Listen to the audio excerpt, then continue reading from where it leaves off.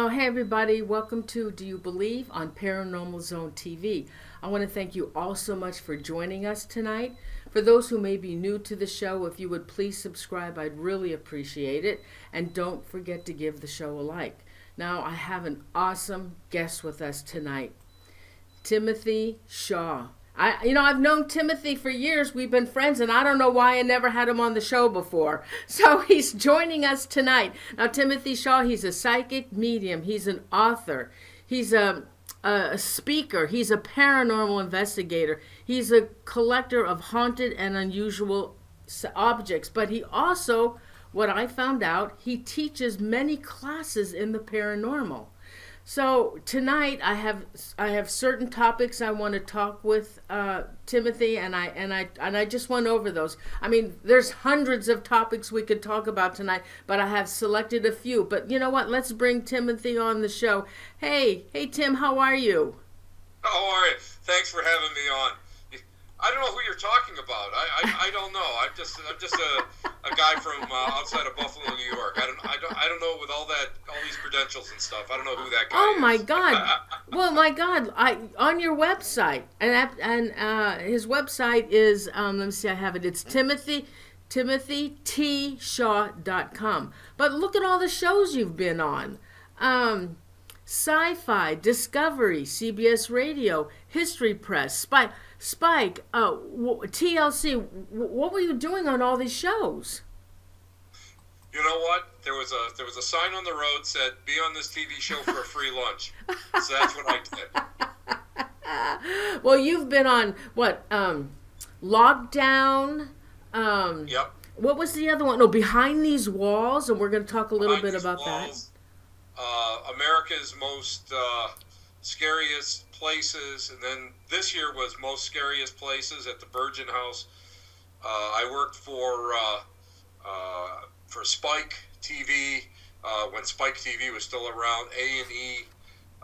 I do a lot of like consulting work behind the scenes. I do camera work for internet shows, but a lot of times they bring me on because of the experiences that I've had at various locations, and I think those are the most fun. I want to do a show on your collection of haunted items. How long have you been collecting those haunted items? Oh, I don't know. People have been giving me stuff for years, and usually after I kind of cleanse them and stuff, I put them in a box. So. It's got to be 20 years. Oh, my goodness. It's got to be 20 years, yeah. Johnny Zaffis is a good friend of mine, and he's the haunted collector. Oh, and yeah. I met him, and I had met Lorraine Warren when she was still alive. And, it kind of rubs off. You kind of start finding this stuff. And what happens inevitably is that, so I never tell people to go out and buy stuff. I don't, because... you don't know what you're buying, and you really shouldn't. If you're going to give an exchange of energy, which I do, if somebody's going to send you something, sometimes I try to give them a penny or just something for it. Yeah. This way, it sort of just balances it out. But don't buy anything like on some of the major internet things because of the fact that you don't know if it is or not. Yeah, absolutely. I did buy. Something from Aleister Crowley's house. That was the last thing I did pick up, and that was for the preservation of the home. The home was actually it's in Loch Ness, Scotland, and it burned. And he had done a lot of crazy rituals in there. And then Jimmy Page from Led Zeppelin actually lived in the house for a while. And this year, I believe it's the second fire, but this year it just devastated it. So. It was more of a donation, and then they send you like a piece of roofing tile from it, and so I don't mind doing something like that. But haunted objects, be very careful. You can't. I always tell people don't buy them. Like with me, people find out that I'm into this, and I collect this stuff, so they send it to me, or I remove it right out of the location, so that you have a pedigree on it, and you know how you're going to control it and what's going on with it. So we will do. when you get all settled, then maybe toward the end of the year, around Halloween time, Oh we yeah, can absolutely, do a show absolutely. on your haunted objects. Okay, so this is the first topic. Now, Tim, you Yes, teach classes. You teach classes in seances and vigils. I had right. no idea. Okay, so why don't you start with the background on how seances came about? Well, seances came about. We've been doing them since time immemorial, and when we were in that hunter-gatherer stage, we needed something to go and kind of give us that edge to survive. It's kind of unique because back then you needed to be able to go and have your little group, your little tribe of people, nomadic, be able to go and find where there was shelter, where there was fresh water, where the herds were, where it was safe, where there may be, plants to eat. You needed that. So a lot of times, from what we understand, man would go and stare into a pool of water, and he would see his reflection, but he never really took it as his own reflection. He took it as what he believed as his ancestors. So it was a veneration of ancestors, the intercession of ancestors. That eventually evolved into, during the Victorian age, into something that was highly stylized, and I'll be honest with you, you got to be careful with it because there's a lot of fraud and a lot of trickery in it. But I can tell you that, in a nutshell, seance is what we consider a sacred communication because it's very, very intense, and I'll explain the different types of seance. And B, it's for the manifestation of physical phenomena. It's the building of energy, the building, well, they would call it ectoplasm or whatever, but they would go and it would be used in order to do something. And there's two different types of seances. There's vigil too, but we'll get into that. But two different types of seances. Vigil is considered a type of seance. Yeah. Oh, Yeah. okay. Okay, but what I wanted you to tell the viewers was how this all started, though, from the Fox sisters in the 1800s, with spiritualism emerging. Well, back in 1849 in Hydesville, New York, which is now about, I would say, 2 hours from my house here. So I've been up there I go up there every summer. There was a cottage that was rumored to be haunted.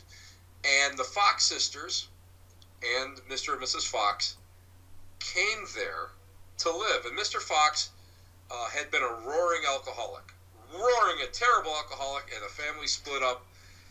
And they were older children from their first incarnation as man and wife. And he took the pledge. He stopped drinking totally. And they got back together, and they had 2 more children. So they wanted to make a fresh start. Now, David Fox, one of the son, lived in Hydesville and said, hey, guys, why don't you come out here? It's along the Erie Canal. There's a lot of stuff going on here. It's a small village, but they need a blacksmith. And Mr. Fox was a blacksmith. So why don't you come on down here, and while you're building a house, you can rent this little cottage. Well, there's a lot of rumors of what's going on in this cottage. The Bell family once lived there, and a traveling salesman was coming through the region. And you got to remember, this is pretty remote. So the traveling salesmen were not unique.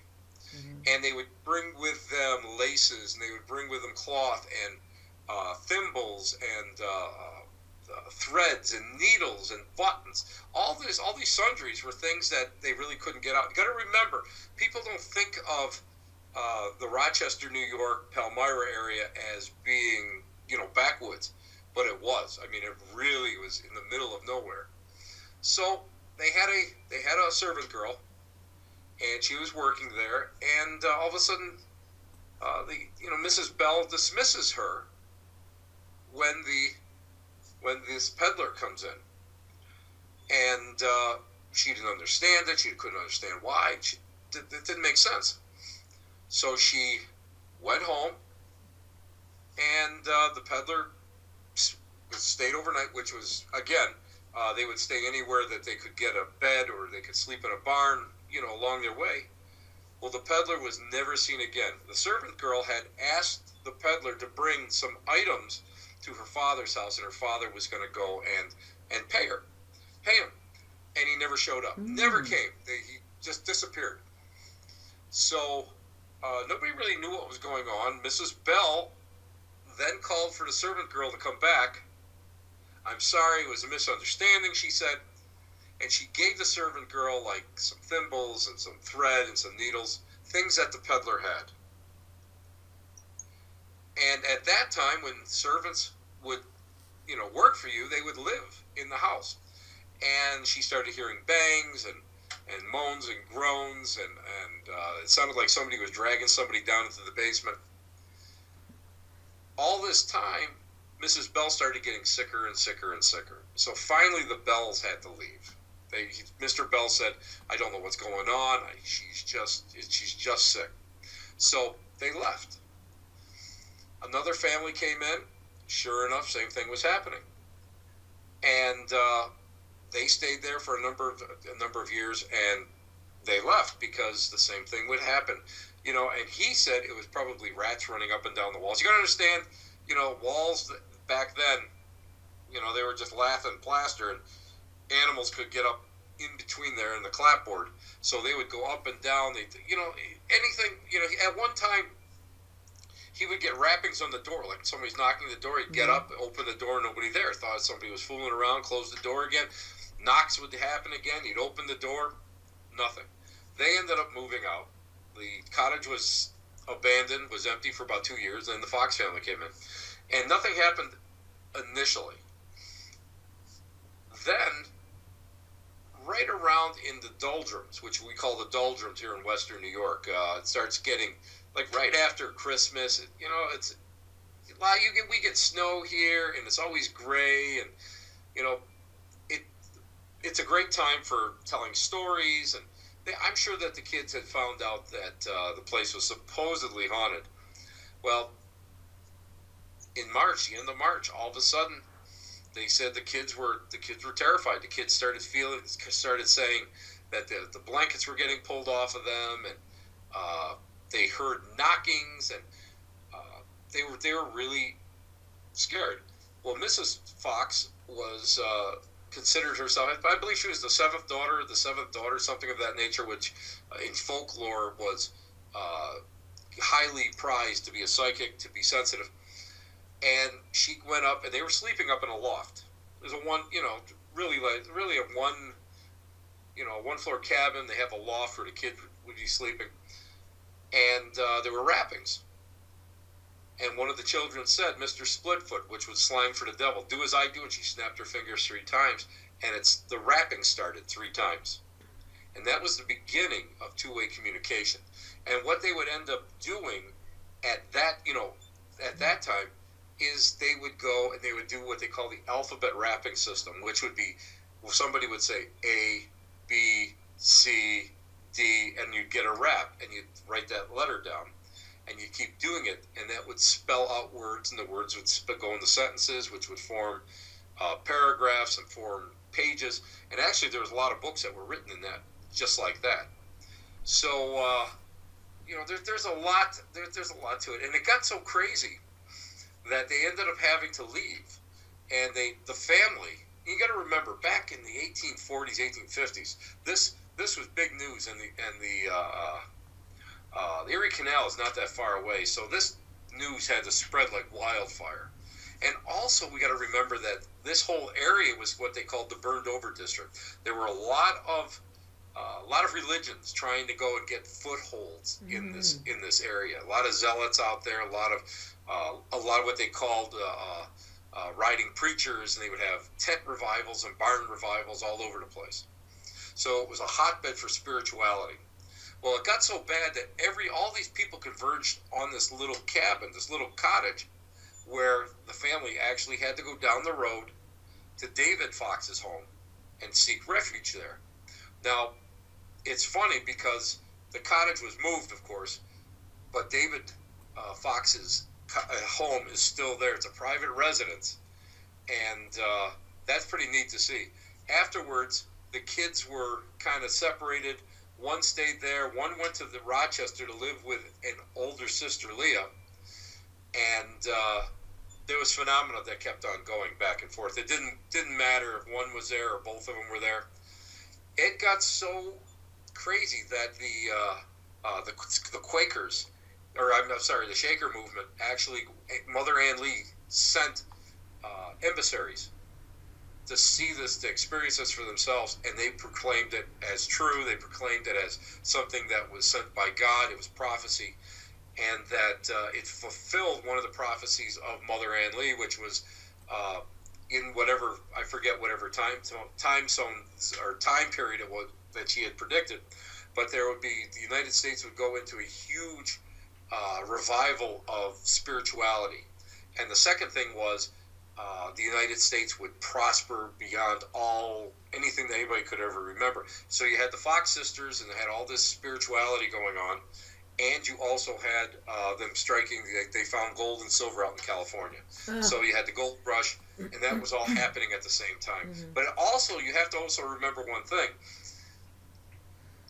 Palmyra, New York, is very close.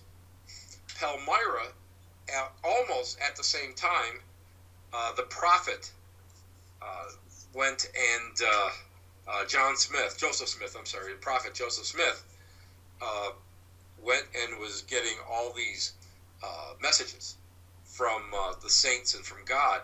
And he went to Hill Cumorah, and he was given by the angel Moroni the golden plates, which became the Book of the Mormon, which became, the religion started there, the Church of the Latter-day Saints. So there's a lot of things going on at that time, a lot of things.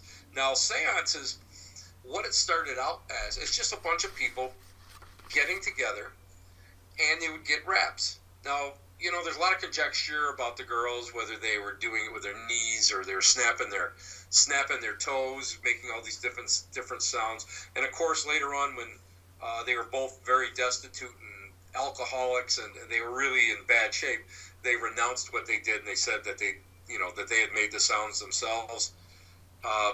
But science doctors have examined them. The doctors went and they tried to disprove it. And if they were using their joints, they would have worn the joints out pretty good. That's even modern doctors say the same thing. So we don't know. We don't really know. I take a lot of it on faith, and I do know because of the rappings. I've heard rappings. You have? Many times. So, I tend to believe at least the majority of the story.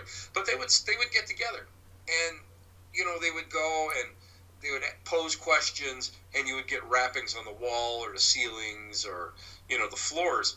Now, the one thing I want to tell you, with rappings, as both a paranormal investigator and someone who is a spiritualist, the rappings have a different sound. It's not like a bang on a like a drywall. It's nothing like that. Like a knock. It's more metallic. It's got a metallic tinge to it. Oh. It's weird. When you hear it, you know. The other thing is rapping comes from all over. So it's just not one spot. But that's the way it started. That's the way seances started. And if you read Leah Fox's, her memoirs, Leah, when they were lived in Rochester, New York at her home, one morning she woke up and there was there were 3 chalk coffins drawn on the ceiling of their kitchen. And that represented that each one of them would, that they were, it was their mortality, and, this is what you have to do. And during another one when they got together, the rappings actually said, spelled out, and told Leah, rent Corinthian Hall in Rochester and make a demonstration for spirit. And they did. And, that was not really, that was sort of like what they call like an open, more of an open display. And they actually found tar and feathers underneath one of the stairs. And at that time, you had some farm girls that had never been anywhere, and you have all these drunks in the front. It must have been a zoo. It must have been a zoo, but they couldn't disprove it. They couldn't That's the beginning of it. And that's the beginning of seance, because what was happening is people wanted this two-way communication so badly, that, it's the only way that they could do it was actually in an intimate setting, And these girls actually became wards of very, very rich people. Yeah. And they were taken care of for many years. So, I mean, they barnstormed and stuff, but I mean, still, they became wards, and that started the whole seance movement. And then seance, of course, when we start getting into the Victorian and post-Victorian age, it blows into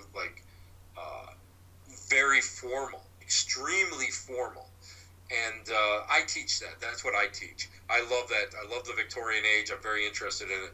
And there's an etiquette to it. You introduce yourself. You sing songs. In the old days, you would, if you were rich, you could go and you would have, everybody would be dressed in black. Or, I'm sorry, everybody would be dressed in black, and they would have a beef, like a beef meal, like a roast and that sort of thing, and red wine. And then they would sing some songs. And then everybody would go and change into white clothing, and you would eat something lighter, like poultry, and drink white wine. And from there, you would go into what they would consider a seance room and sit around the table. And that's where you would work to get your direct communication. So the seance is supposed to be the ultimate form of spirit communication. The most focused. I'll be honest with you. Yeah, it's the most focused, because you're there for a specific reason, and you're there.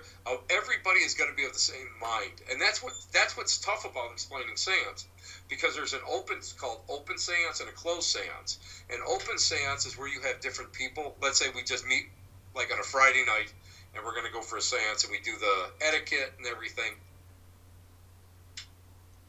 Will the energies sink in?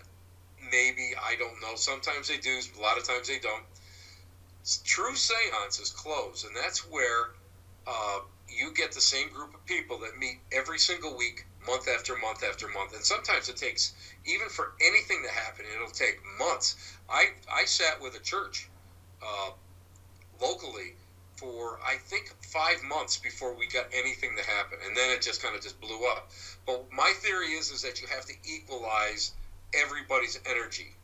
Everybody has got to be of the same mind. You have to, right up front, you have to ask, or you have to state in seance what the purpose of the seance is. Is it for spirit communication? Is it for contacting a person? Is it for, going out there and, creating physical phenomena? It's that focus. It's that, you've got to really, it's what the SEALs call laser point focus. Everything you have is drawn into one central intent. Okay, so you start off. So the seance then is mostly for spirit communication, contacting those that have passed on, family or whatever, and then you. So then what do you do? Do they ask permission for the communication? Is that what they do?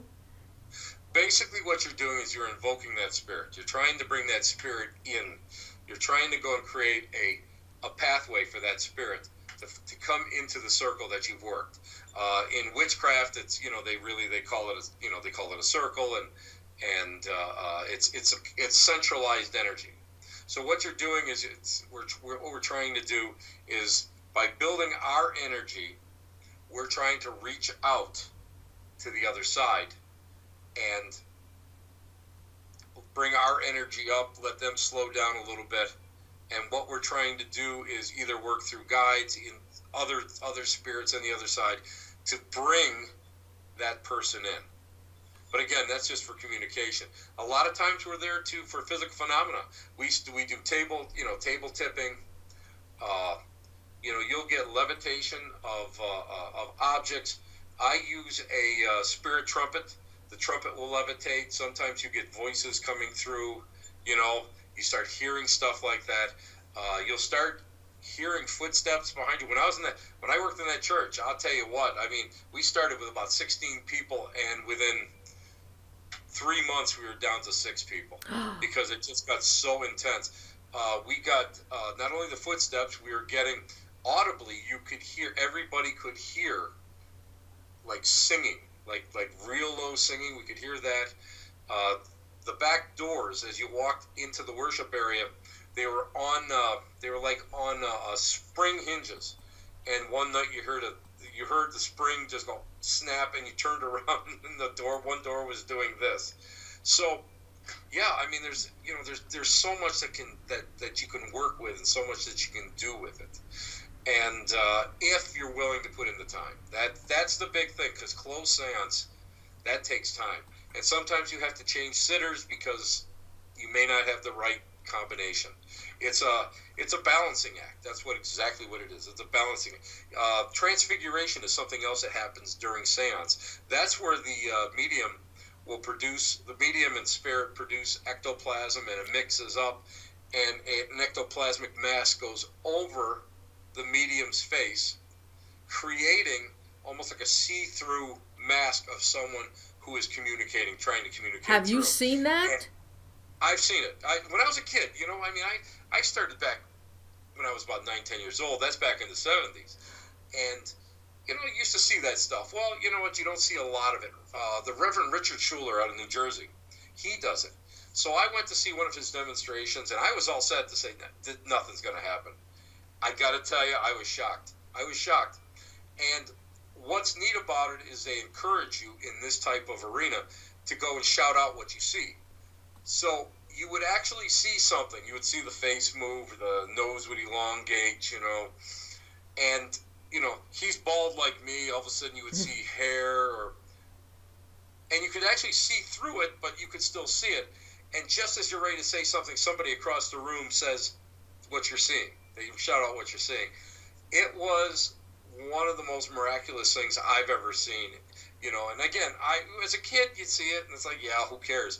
But, as an adult, it was pretty crazy. It was pretty crazy to see that. So when when this ectoplasma was coming over this, it was one of the people that were in your circle that it happened to?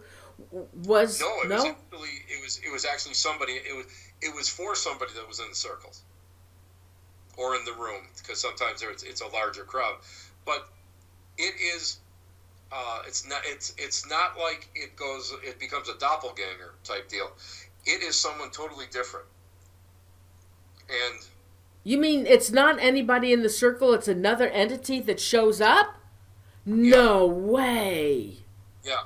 And the face, what's neat about it is, the nose will change, and the eyes, all of a sudden, like, the eyes get closer, and the ears pull out and stuff. I had Visine. I'm not going to lie to you.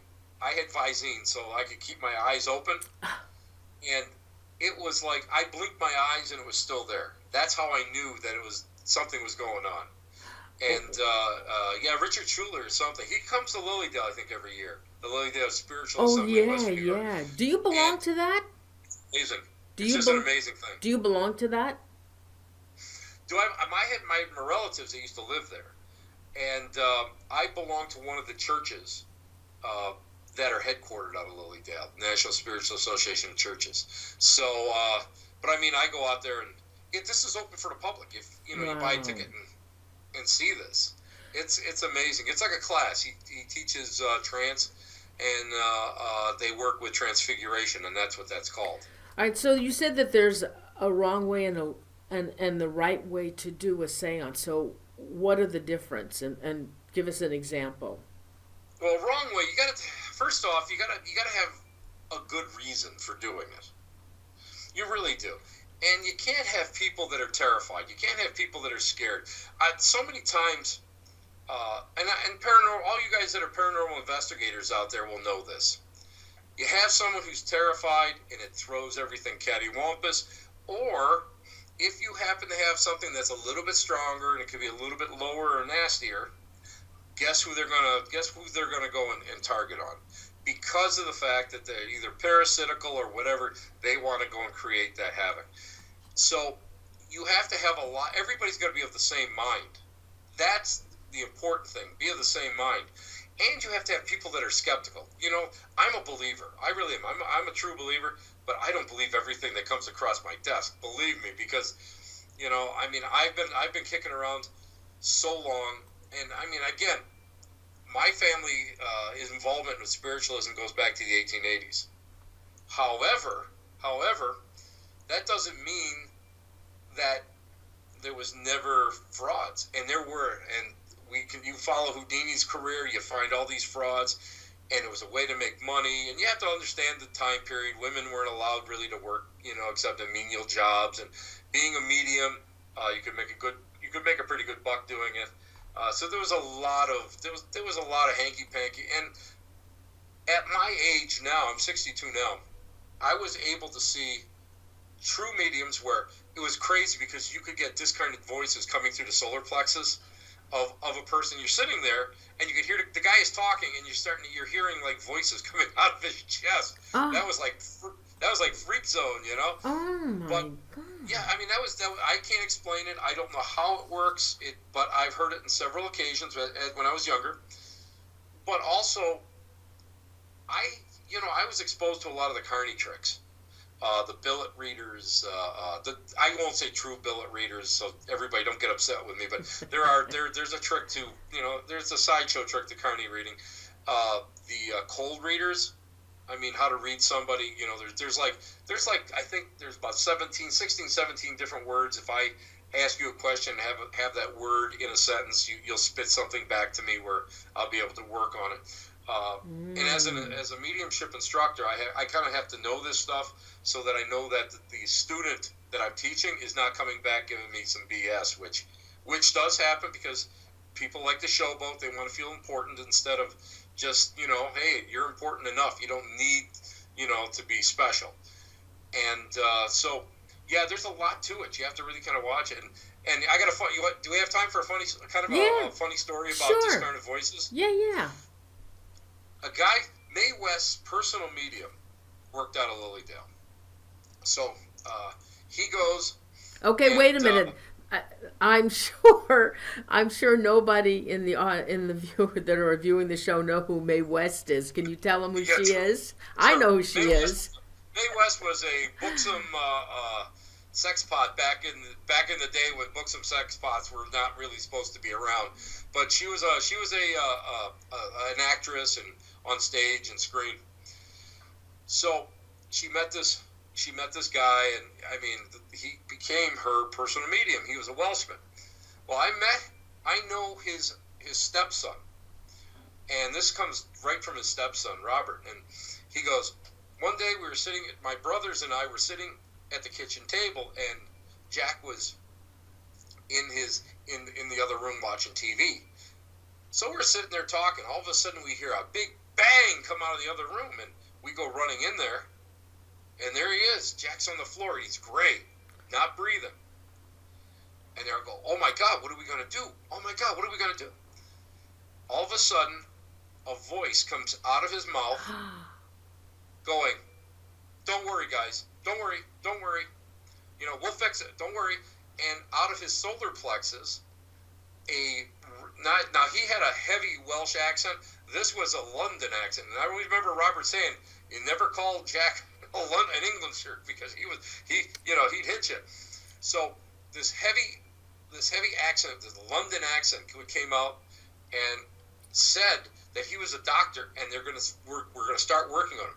Well, Rob, he's looking, and all of a sudden, Jack's head starts like snapping back and forth, and he goes, it was the most god awful sound. It was like bones breaking. Oh. That's what it sounded like, and his head was getting flipped back and forth, and the voice coming out of the solar plexus was telling the voice that was coming out of his mouth what he was doing, what they have to do.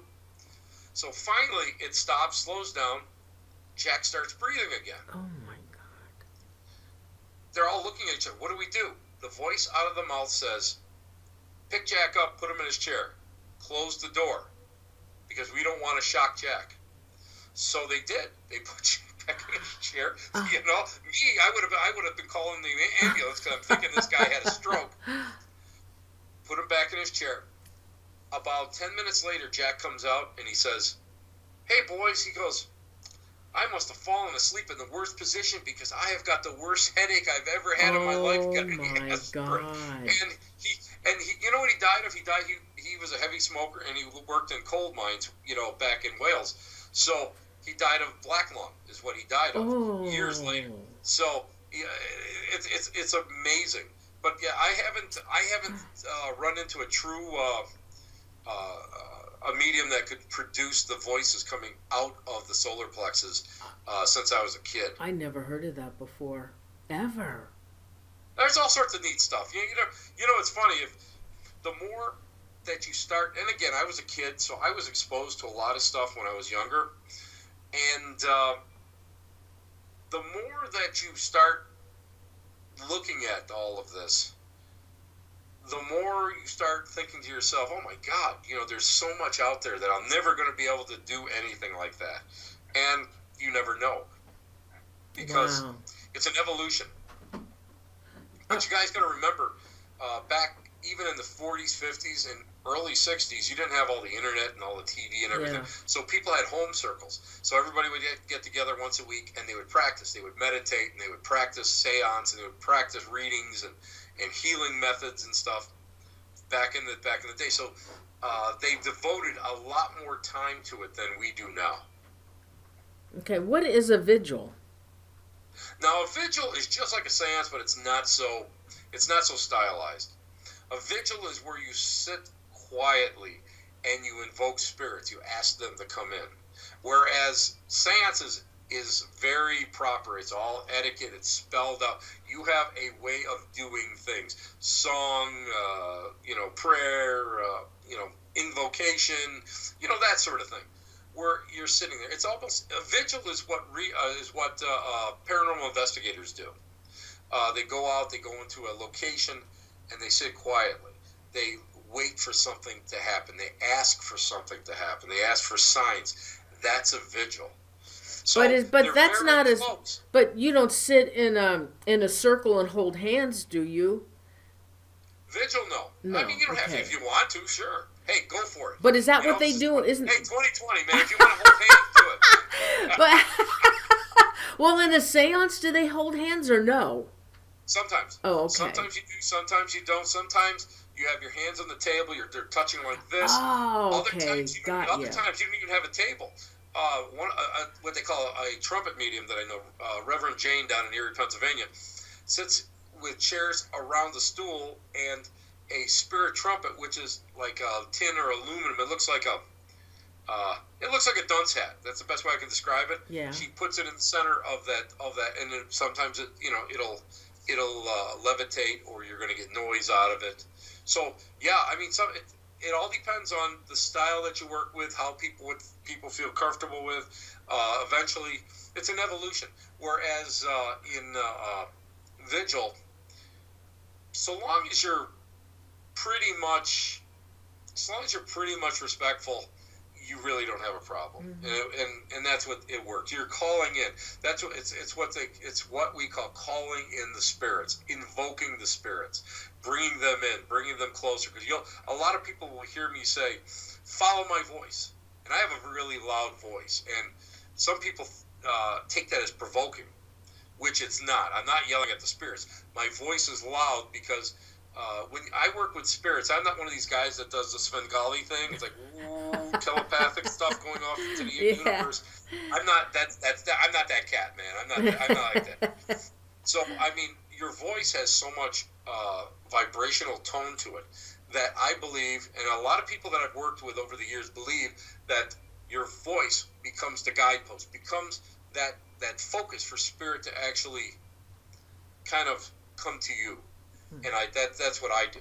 And we've had some really good, when I do stuff like that, we have some pretty good EVP sessions. It gets pretty interesting. Sometimes it gets a little insane, but that's all part of the game.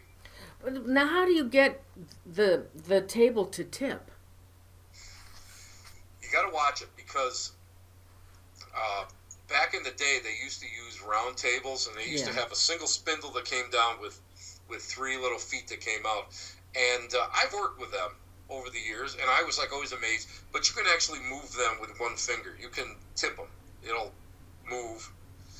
So I like any table that has 4 legs on it. I like to use those. When we first start out with students, I use card tables, and 2 reasons: they're light, because they're just learning how to harness their energy and everything, and it really could, and it's amazing the reactions that you get and how it works. And I've had like card tables actually dance on one leg where everybody's got their hands on it.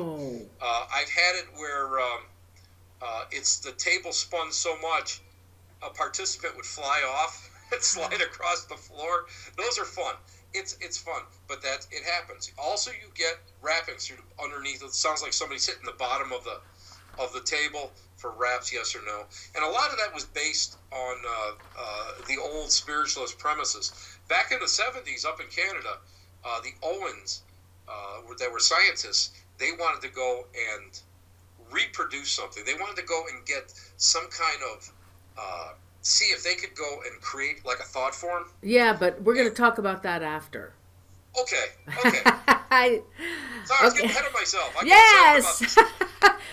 Okay. So when you do these seances with these groups, there's a certain spirit you're trying to communicate with. Is there some?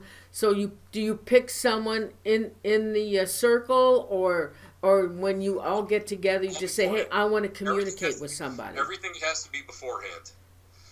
When you sit down for a closed seance, yeah, everything is you sit down. Everything is already decided. The reason for the seance, if you're going to go and you want to do that hardcore, intensive 2-way communication, that's already decided upon. Or if you're just going to go and whoever happens to be walking down the block, that's something else. So you have to decide all that ahead of time. Okay. And okay. The thing now, what happens in seance? People now see regular seance. If nothing happens, nothing happens. You leave you work for 20 minutes. If nothing happens, you break the seance because of the fact nothing will happen after 20 minutes. Oh, really? Because that's how you train. Everything is there to go, and you've got time limits you work with, but if things start happening, well, then you just continue it. You continue it as long as everybody wants to keep going on. But now what happens when people buy a ticket to go to a seance, a lot of times they do this stuff and nothing happens. So in order for people not to feel like they got gypped, I'll just say that, what they'll do is they'll turn it into a little reading circle where the medium will go and bring messages to people, or they use props. And I use I have what they call automatic writing planche, which looks like a Ouija board planche, except there's a pencil in it. And I was taught this by the late Raymond Buckland, who brought the organized Wiccan religion here to the U.S. And you have people put their hands on it, and you stretch out a long piece of paper, and it starts to move and spells things out. It really does? It'll do that. Yeah, that's because automatic writing right now is when they teach it to you, it's where you just put a pencil in your hand or a pen, and you watch TV or you disassociate yourself, and you look down, and all of a sudden you got something written there that you didn't realize that you wrote. Or it's part of like the reading. You'll see it like in the Holzer files, where she's saying it as she's writing. It's a combo thing. But back in the day, the writing planche actually went and predated the regular planche, the Ouija planche, the talking board planche. So you do that, or a lot of people have specialties. Again, the tools of seance, you have bells and you have the trumpet, but you also have chalkboards that you can put chalk in, and you put them in bags, and you can concentrate on that to see if you can get some kind of writing on it. There's a lot of stuff that you work with. A lot of times in Lilydale they have what they call Victorian Seance, which is a fundraiser for the village. and they'll bend spoons. You hold them like this, and as you're kind of like disassociating yourself, you all of a sudden they just become like putty, and they just cross. I mean, just like that. So there's a lot of different other things that they do now during seance. It's not exactly proper seance, but it gives people who are there. If it's most times like seances are done for like if they're not done for really strict purposes, if they're done for fundraisers, then they'll insert these things in it. So I always call them reading with themes, for those type of things. All right, so somebody that's in your circle is trying to communicate with somebody. Right. How do they know they're actually communicating with the spirit, with that particular spirit? Big thing you have to worry about. The big thing is that you have to get a true medium works for identifiers, which is a name or a description of the person or the way they would talk, because sometimes you get somebody that just sits there and starts swearing. If it's coming through like the medium, the language is really salty, or they bring through something that only that person would know. Those are called identifiers. So you want to be able to get those identifiers. The other thing is if it's just general, you got to watch. It's like paranormal investigations again. A lot of people go and say, oh, so-and-so said that their name, that this was Walter. Well, how do you know it's Walter? You don't. So what you have to do is you ask the same question 3 ways. And if you get the same answer in all 3 questions, it's a good chance that that entity would be, let's say, Walter. But if you start getting like different disjointed or answers, a lot of times, something that everybody doesn't realize is that all spirits are very hungry for 2-way communication with the human race. They really are. And sometimes good spirits will lie. They will lie. Bad spirits are not the only ones. Lower spirits are not the only ones that lie. Sometimes good spirits do just to get communication, and sometimes they think that's the only way they're going to get that communication. So you always have to worry about it. Ask the same question 3 different ways. Try to get that answer 3 times. And if you get it, you get it. And if you don't, well, just say, sorry, I don't think it's you. So have a good day. Thanks a lot for stopping. So the spirit through with one of the people that are in, and do you always bring a psychic or a medium with you in that circle, so they will probably be the easiest to communicate with? No, you don't need a medium. No, you don't. Depending which way you're going to work it, depending if you need one person that's going to just work to get that communication, or if you're working for physical phenomena, you don't need a medium. But what you do need is organization. So you need one person that is like the master of ceremonies. That's the person that runs it. That's the person that starts it. That's the person that goes through the etiquette. That's the person who ends it. So you do need that. And usually you don't allow anybody in the circle to speak until you go and you feel that it's, at one point you say, okay, who would like to say something right now? Is there someone that somebody wants to bring in? And one person will say something. But you can't have chaos, because one thing that you'll learn, I've done some negative stuff. I've negative work working with people who have accidentally, and I'll just go accidentally, brought things into their lives which are not nice. And the one thing that you always find is chaos attracts lower entities. If you look into like people who are like being afflicted by something negative, you go to their house, and a lot of times their houses are messy. They're just chaotic. There's just no order to it, and you have to bring order to it. That's the first step that you do. Same thing with seance, because if you get everybody's talking, well, that creates chaos. Now you're not going to go, and first of all, you're not going to get that balance.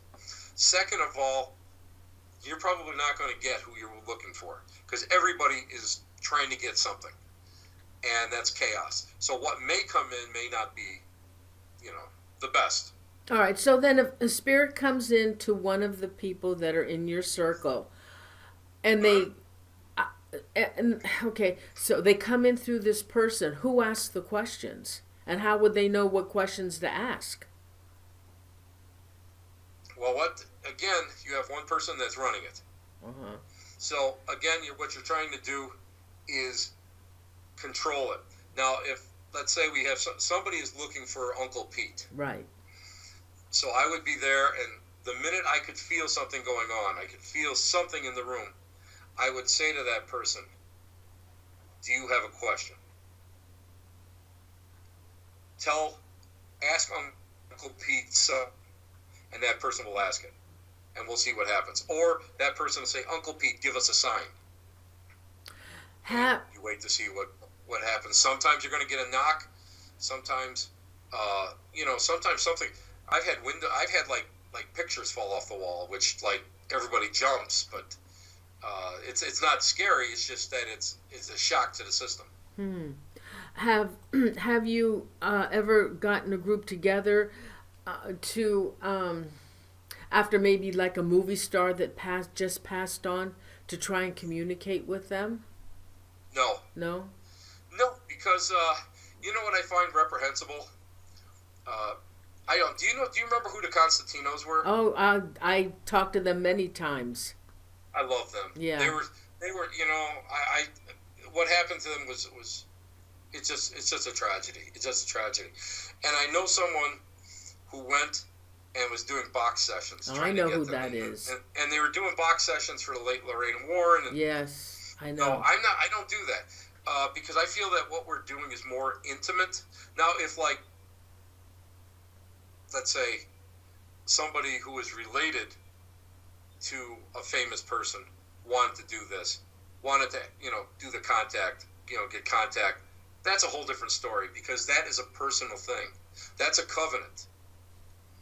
I don't want to do this because I don't want to do, because in the old days I used to go, I want to contact Abraham Lincoln. Yeah.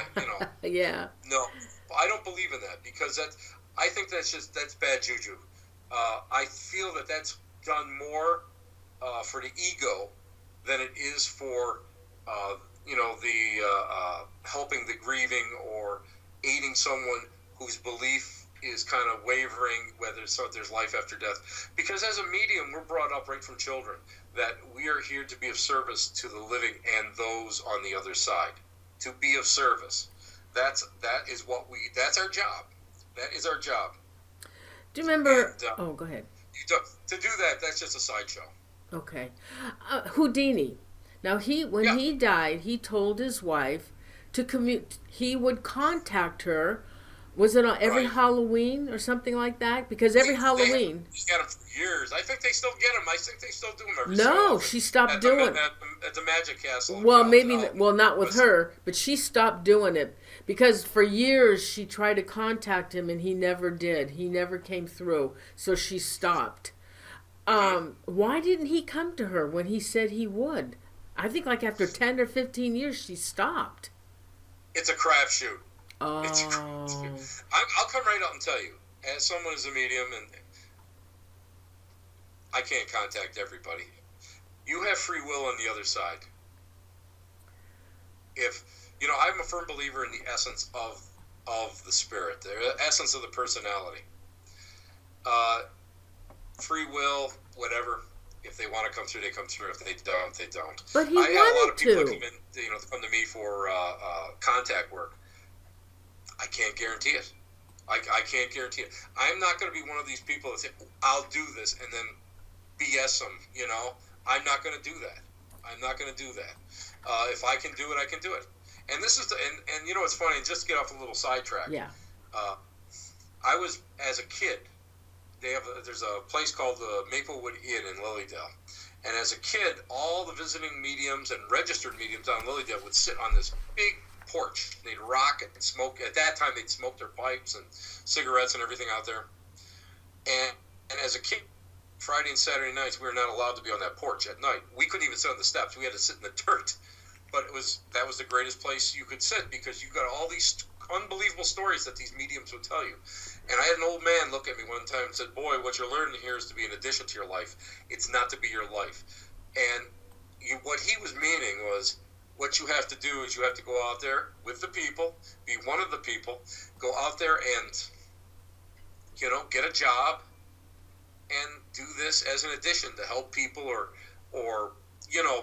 if you're there to go and, for a specific purpose, do it. But this is not to be your sole income. You should be doing something else. And I've always and a lot of people disagree with me, and that's fine because everybody's different. But I worked for a highway department for 34 and a half years and retired, and now still now I don't do it full time. I go to some events and speak at them, and I do 10 events a year maybe, and that's it. I enjoy it, and then maybe if I get called on to do something for TV or consult on a show or something, that's fine. But that's not what I do. And a lot of people, unfortunately, they do this for the money. And I used to work for somebody like that, unfortunately. And she's passed on now, and I love her to death, but that's not the right thing to do. But if you come to me for a reading, you don't like my reading, don't pay me. That's the way it works. I don't care. I don't care. I don't care. The money I get in, part of it goes back to charity, and the other part goes for my driving from here to there for classes or meditations that I go to or whatever. It's not to put food on my table or anything. So that's the way I work it. That's the way I tell I teach my students. If people don't like what you said, give them their money. Don't take their money. Don't take it. Judas took that money. Look what happened to him. Don't do it. Really, don't do it. Hey, okay, so there's another topic I want to ask you about because I've never heard of this. The Philip experiment. Philip experiment, 1972. Doctors Owens, their husband and wife team, wanted to go and create a thought form. The thought form is is sort of a I'm trying to explain the best way. It's more of an etheric body. It is, but it isn't. It's just something that's made up of energy. But they wanted to go and work to create a personality within this. So for a first year, they sat and they meditated till I think they got bloody noses and nothing happened. Nothing happened. So they said, let's go back to the old seance days. So they said, let's go do some table tipping. So they went and they got a card table and they started getting together. And sure enough, it started moving around. And so, well, let's go and give this being, whatever, a personality. So it was like some kind of French prince, and they had all of this bio written up for them. Well, what happened was, and this happens in a lot of cases, the bio that they created wasn't correct. The entity, through table knocking and rappings and that sort of thing on the table, corrected the bio. I think it was a year or something that was wrong, but it corrected the bio. So now, what do we have here? What they were originally working with, they thought was concentrated energy into what perhaps could be a thought form. Dowsers believe in thought forms and use thought forms a lot. And they thought that was what was powering the table, and the table would spin. And if you go on YouTube and look up Philip experiment, you're going to see a couple videos where the table is almost tips over, and it's pretty neat to see. But it got to the point where it was it was getting, I don't know, I think the people were starting to get tired of doing it. I forget how many years they did it. And somebody said, well, Philip, you don't really exist. You're just a figment of our imagination. And do you know what happened? What? Everything stopped. It never worked again. Oh, never worked again. No. Now, we did something similar to that at one of the churches I worked at, that I belonged to. And we were doing, table tipping at the time.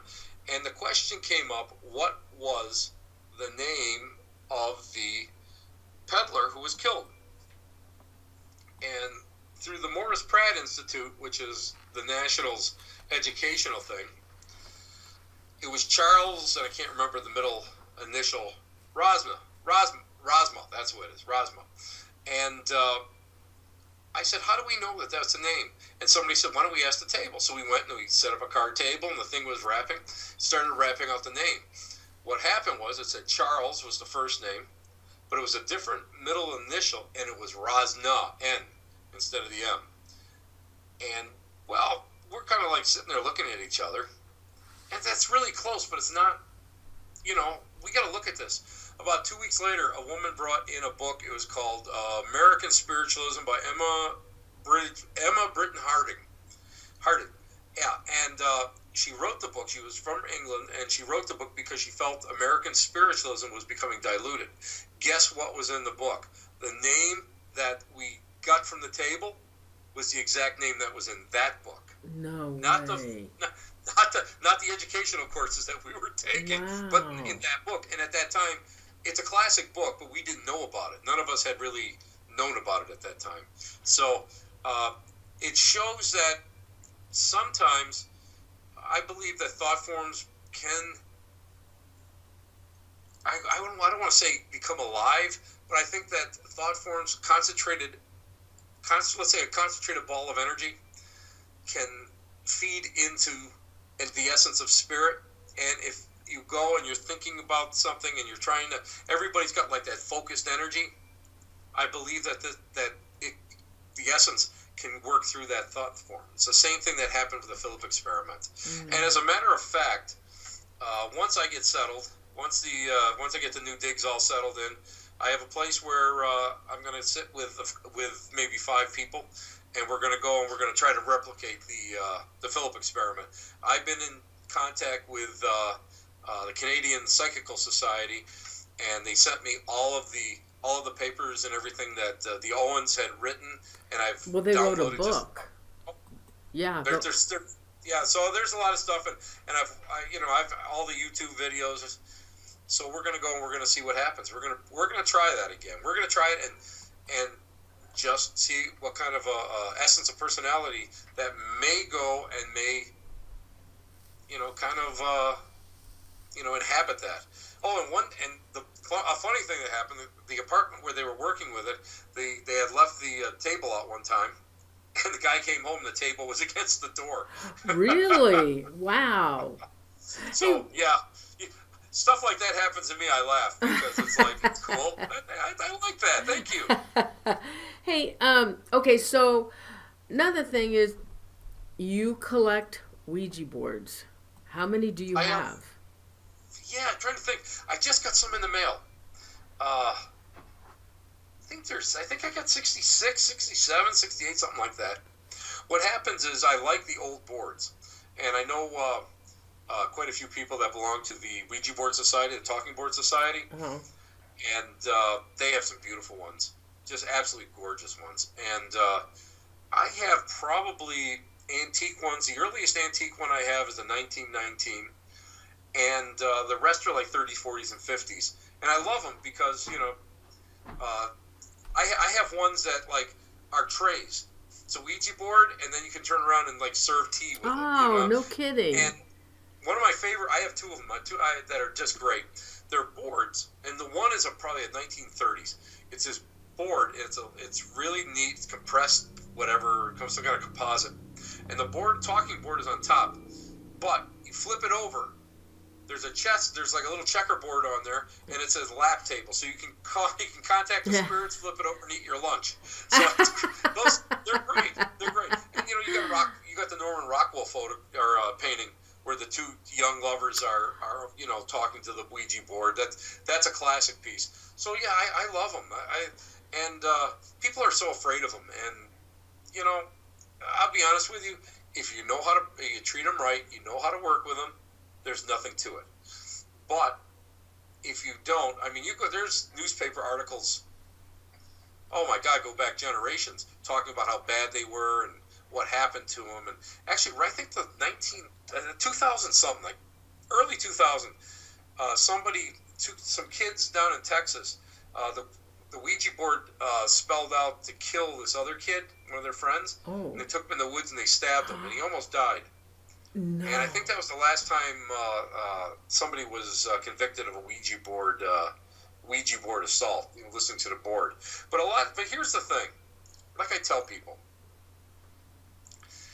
you contact somebody, you're on the Ouija board, and it says, I want you to take all your money out of the bank, invest it in these stocks. Really? It's this thing, blah, blah, blah. You don't do it. What's wrong with you? Especially if the guy is like your Uncle Joe. You contacted your Uncle Joe. Uncle Joe never worked a day in his life. He lived over a liquor store. One room he rented, was on unemployment or assistance his whole life. Don't do it. It's called free will. Thank him, but don't do it. And a lot of people are afraid of taking stuff home with them. And yeah, attachments, you got to watch that.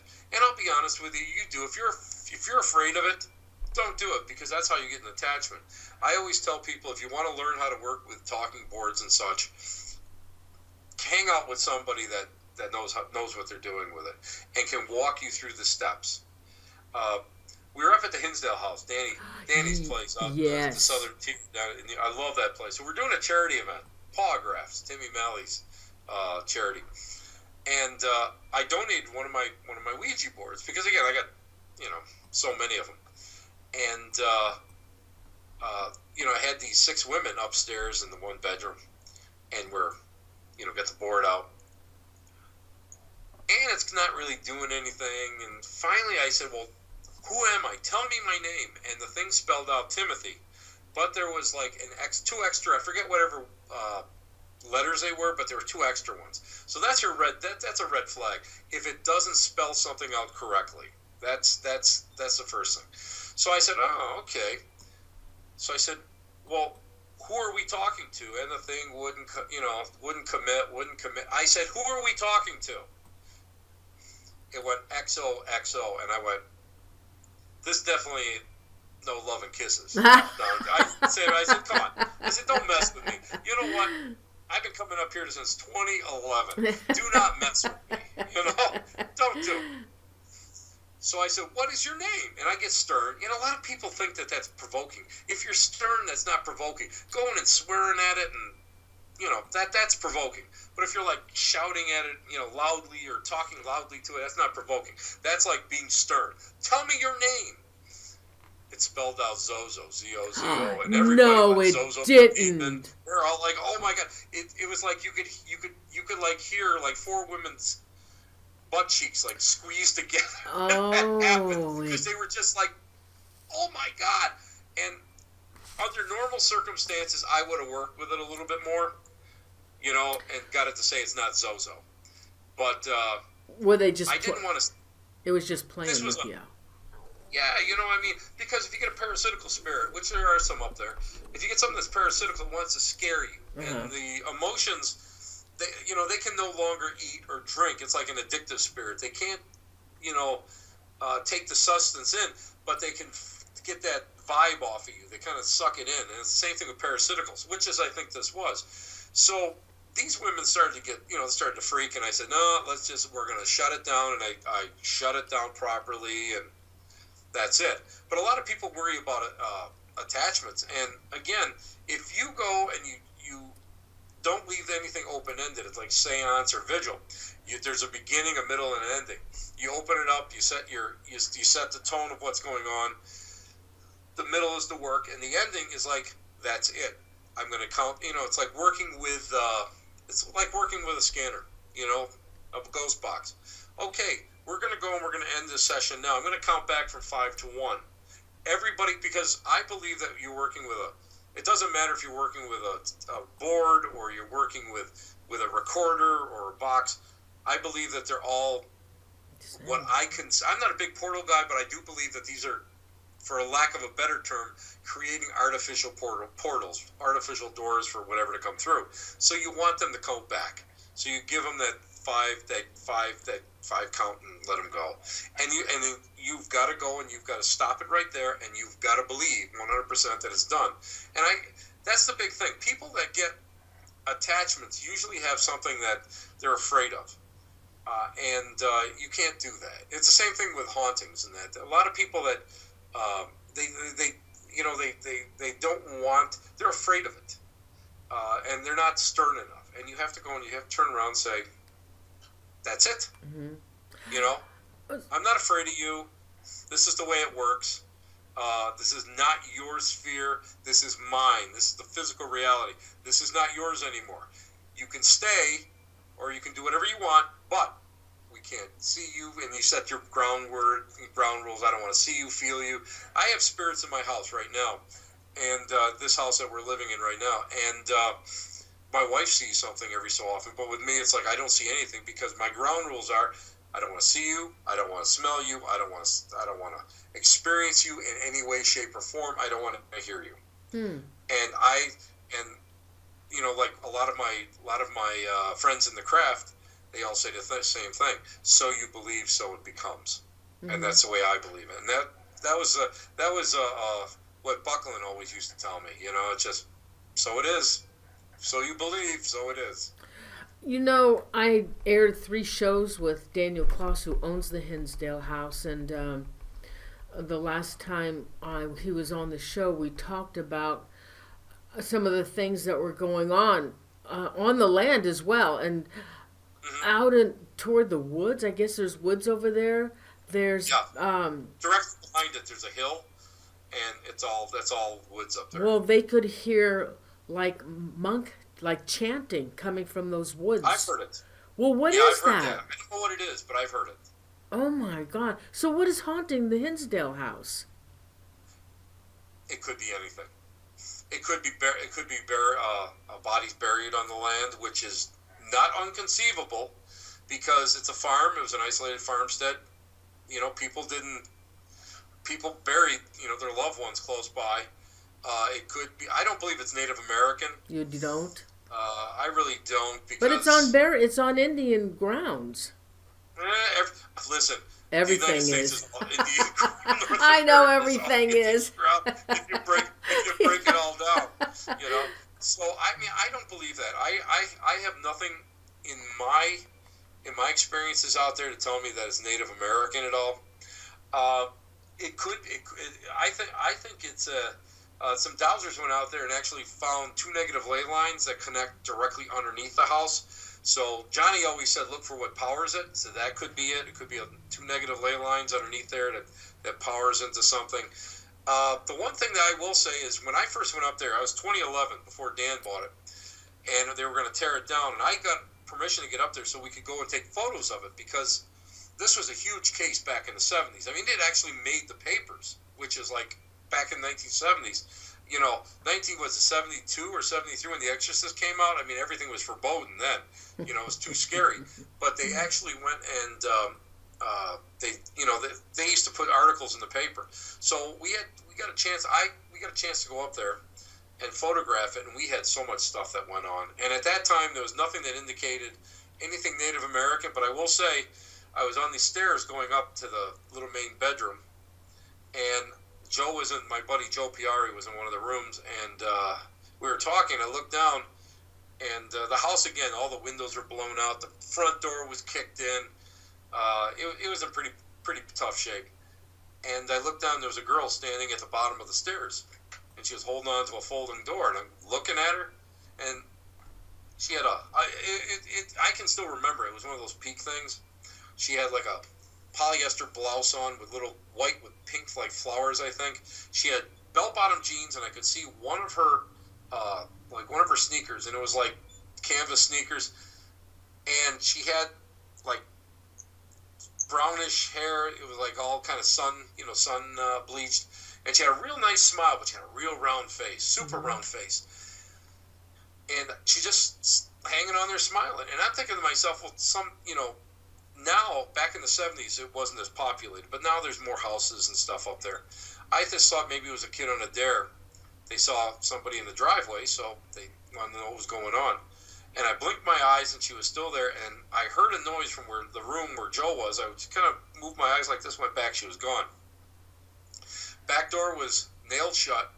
The only way to get out of there was through the front door. I went down the stairs, out the front door. I mean, the little hillock behind us, all the trees were bare. There was no, it was late. It was late in November, almost December. The farm field across the way. There's no way she could have done that. There's no way she could have ran down the road. There was just no way she could have got away from me. No way. I would have seen her running somewhere. So I had interviewed on one of my shows, I think it was the Black Cat Lounge, I think it was. I had interviewed Clara Miller, who had lived there back in the 70s. And I ended up going and I wrote to her. So I said, geez, Clara, I know that you had seen a girl in the house. But they had seen, I believe she was dressed more Victorian. So I said, on the offshoot, do you know who this might be? And she didn't write back for a couple of weeks. And she said, you gave me a start. It sounds like my daughter, Laura. And Laura had, after they had left the house and, years had passed, she had committed suicide on the West Coast. And I had interviewed some other people. And first, Clara said she always loved the house. She loved being there. She loved the house. And one of the witnesses said that if anything ever happened to her, she'd come back to the house. So, and it was so cute because when I talked to, I was going back and forth, emailing Clara. She goes, next time you see her, tell her Ma says hello. But yeah, so I mean, the place is electric. It's electric. And the other thing I have to say is that haunted locations, it's a vibratory thing. We believe that thoughts are things. We truly do. Spiritualists believe that. And so you think so it is. And my friend Joe and I, as we were driving up there, we were talking about this whole thing and the house and everything, all this history and all this stuff that went on. I swear to God, it gave us almost everything that we had been talking about. It gave it to us. Other people have said the same thing. It's almost as if the location expects you to be there. Wow. And it really goes out of its way to try to facilitate what you want. So it's neat. It's neat. Now, I've been up there where it's like, I don't want to see nothing. I'm just coming up here to hang out. And I don't want to see nothing. I really don't care if I get anything. Nothing happens. I took my last black lab I had, Evie. I took her up there and I was just, nobody was in between owners or leases or whatever. So I'm just doing some outside work. I'm just kind of videotaping stuff. And you know how labs are. They're crazy. And she's running all over the place, and she's running on the porch, jumping around. And I'm going, get off the porch, right? All of a sudden, you could feel it. And Clara always said it's felt like all this energy. They called them umbrella nights, where it just felt like very oppressive. And I'm out there, and up until this point, I didn't feel anything. All of a sudden, I felt like real uncomfortable. It was just very uncomfortable. I looked over, and Ebony, who loved everybody, was standing there. First time I ever saw her hackles go up. Her hackles were high, and she had that low, scared. Ooh. And I said to her, yeah, Eb, I think I feel it too. Let's go. And we both jumped in the car, and we almost got stuck. I went down the hill. Went down the hill backwards. Because I didn't want to get stuck up there because it was just, it was like, okay, go home. You got to go already. Wow. So. Wow, crazy. All right, so there's what? I love it. Here's my best story. Okay, so go we're ahead. Up there for Paul F's, and there's three of us in the living room. So we get done. We just talked out till about 3:30 in the morning, and we investigated and we're exhausted. So I'm laying there on one of the couches. All of a sudden, a REM pod goes off, close to my head. Oh my God. It was one of those real strong ones where it's like if you grabbed it, it would make that sound, and all the lights are going off. And one of the ladies that was with us said, "Oh my God, I'm so sorry. I'm so sorry." She jumped up, she's turning it off. I went like this. Okay, don't do this to me. I want to sleep at least 7 o'clock. Don't do this. Don't bother me till 7 a.m. 7 a.m. you can wake me up. And it was funny because 7 a.m. I woke up and nothing bothered him. Oh my gosh, I know about that.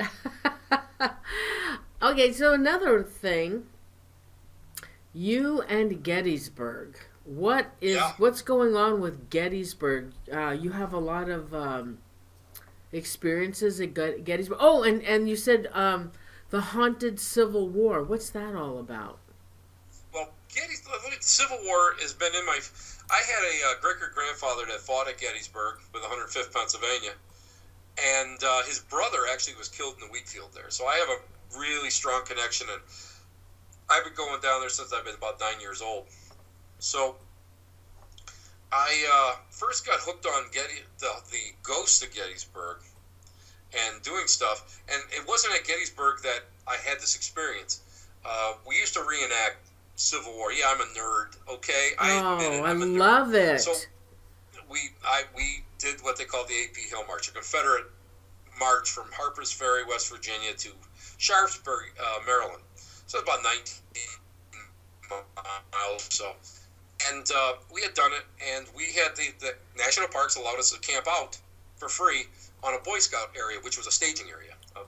So we're up there, and I'm heading to the. I'll come right out and say I was heading to the Porta-John, and I hear, brrr, bum, bum, brrr, and calf skin drums have a specific sound. It's not like modern drums. It's a different sound. It's flatter, and it was whatever it was playing the long roll.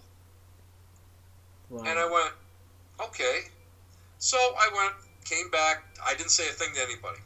Next morning, we all load into this van and we're driving, and somebody says, "Did you hear that clown that had the drum last night?" And all of a sudden everybody got quiet. Well, we all heard it, but at different times. So we go down to the park center, the visitor center, and I knew one of the national park rangers there, and I said, "Come on, Ted, tell me the truth. What'd you do, son? Pay somebody to go up there?" He goes, "Oh, you heard the little lost drummer boy of Antietam." I'm like, "Come on, you can tell that to the rooms, tell that to the visitors. Come on, you set me up, right?" I swear to God. And I actually talked to other people that heard that, but it was the long roll, and of course, the long roll is when is a form of communication, because you didn't have walkie-talkies or anything back then, and that's how you control like your firing and all your maneuvers and stuff through bugles and drum beats. So I really got into that. I really started, really like researching it. And there's a lot of different. Antietam and Gettysburg are very haunted, extremely haunted.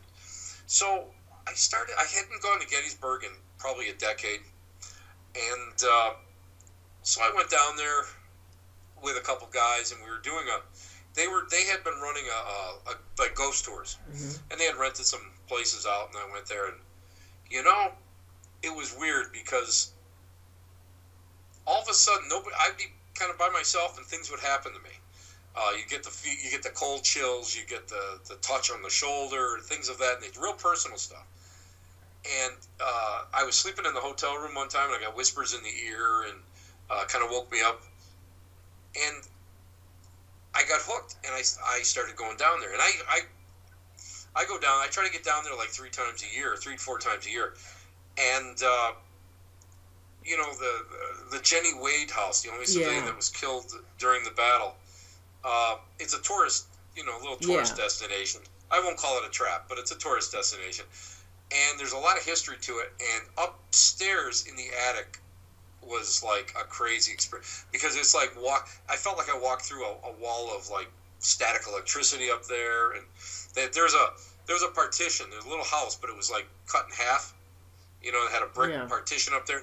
And when Jenny got killed, they tore the brick partition down so they could take the body and safely get it down through the other little apartment down into the basement, where it was cooler, so it wouldn't rot so quickly. And up there, I had that happen, and you're on the field, and a lot of times I like walking the fields. I probably walked just about the entire battlefield myself over the years, and it really, all of a sudden you start hearing things. You start.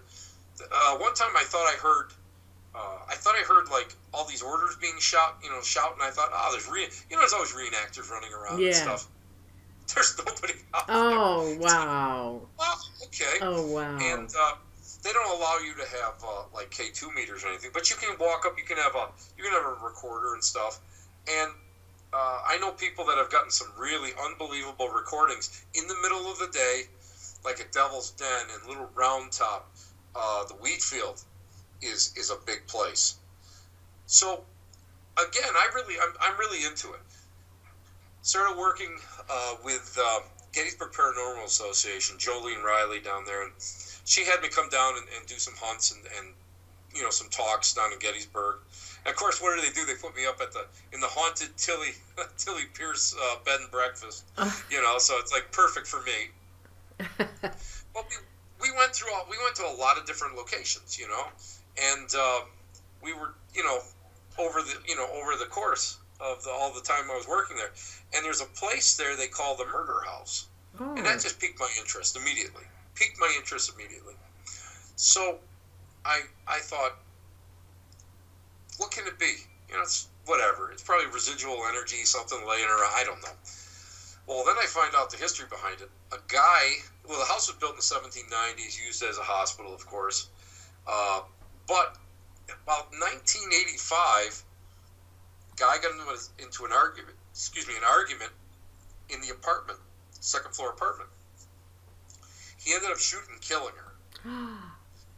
And he got off. He got off, and it's a long story. She was shot twice, and he had a chamber to shot each time, which is like, okay, you can get away with the first one, but the second one's kind of iffy. But we walked in there, and the hair on my arm stood right up. It was like walking through a ball of energy. Every time I go into this place, it's like EVPs left and right, voices, footsteps. I like a lot of low tech stuff because that's the way I was kind of brought up, low tech. So I got ping pong balls on a little piece of wood, and that you can, the holes in there so they can sit up there. And I had a ping pong ball come off like somebody twanged it, went across the room. It gets insane there. My goal is actually to sleep there. I'd love to sleep in that place. But the one night, now I always, those SKS cameras, the modern things these are for gamers. No, I don't know. No, I don't do gaming. I don't know anything about gaming. Oh, well, they have stick figures. Oh, yeah. Okay. Well, I didn't put much credence in them. I really didn't. It's like telephone apps. Even though I have a couple telephone apps, you don't know, preloaded. It's programmed to do something. So we have a REM pod in the middle of the room. Nothing's going on. We're all kind of sitting around the room. All of a sudden, the guy goes, "Hey, take a look at this," and you see like this little this creature kind of walking, kind of stiff. And I'm looking at it, going, it could be anything. Could be misinterpreting something. All of a sudden, the arm went out, and you could see where the REM pod was. Grabbed the REM pod at that same time the damn REM pod went off. Oh, strong, wow. And it jumped back. Wow. And actually, it did it 3 times. At that point, I said, I don't understand it. I can't discount it. I can't. I don't understand it, but maybe. And I've talked to a lot of inventors that make different, make a lot of different tools, and a lot of them come right out and say the same thing. We make this stuff in a certain way to act a certain way, and sometimes it doesn't, and we don't know why. Wow. This was one of those times that I was just like, I was amazed. I to this day, I can't understand how it worked, what happened, because there was nobody. That we were all sitting around there, and the one thing that when it comes to seance, comes to vigil, comes to ghost hunting, you never do it in total darkness. Never in total darkness. Always have a red light on. Have something subdued, so that you're not like blinded, but so you can see everybody. It's sort of keeping everybody honest. That's what you want. You want everybody to be honest, and so that you could see everybody. It's not like it was pitch black. There was I can't remember. Somebody had a small, like an LED light, so we had that open. Everybody was sitting there. Wow. And 3 times. 3 times! Oh, not man. once, not twice, 3 times. Wow. I was just shocked. Oh, that's exciting. Oh, it is. Yeah. But my favorite one is my friend Stephanie owns the David Stewart Farm, which was a field hospital on the Confederate retreat. And we were out there one day. And I've investigated the house. The house is pretty cool. The house is it's pretty cool. It's pretty active. But the barn is what's really active. So there's a group of people in there, and they're like, nothing's going on. Nothing's going on. I said, okay, well, and they had a scanner box with a filter on there. I love those because I can't stand I remember when the Radio Shack hacks first came out. It used to drive me up a wall, give me a headache. At least now, I turn mine way up or way low so I don't hear that or that much of it. We're sitting there, and we're all talking, and I said, come on, guys, I know you're here. I can feel you here. You're looking at us. Say hi. You don't have to do it. Just say hi. It came back and went, asshat. then it called me a derogatory word for a homosexual. It starts with F. It was like, I said, you don't talk to me like that. We're shutting this right down. No, you don't talk to me like that. And nothing else came through. But it was like, it was so funny because of the fact that whatever was there, I had been, I was kind of like, come on, like, like a little kid. Finally got to that point where they're mad at me. Everybody there was just going, oh my God, did you do that? It just called you this. And, listen, if we don't go to like a clearing or a negative case, and I don't get F-bombed at least once, there's something wrong with it. Really? Wow. Do you? But yeah. Okay, hey, I wanted to ask you a question about that ghost box. Sure. That everybody uses, and what do you really think about that? And I think it's, I know people think, well, it's just because it's scanned and there's conversations that are going on, but the thing about it is, they have actually said your name and said things that were pertinent to what you were asking. Now, how can that be? Again, they're designed one way. They're designed to do something. Sometimes it just doesn't work. My wife always knows when I'm working with the scanner and the boxes. I think I got three or four of them. I've got like 9 different scanners that I use. I experiment with. And whenever I do the laundry, because I do the laundry in my house, I'll go and I'll turn I'm working with a scanner, just playing around with it, doing a different frequency or different speeds and seeing what, just experimenting with it.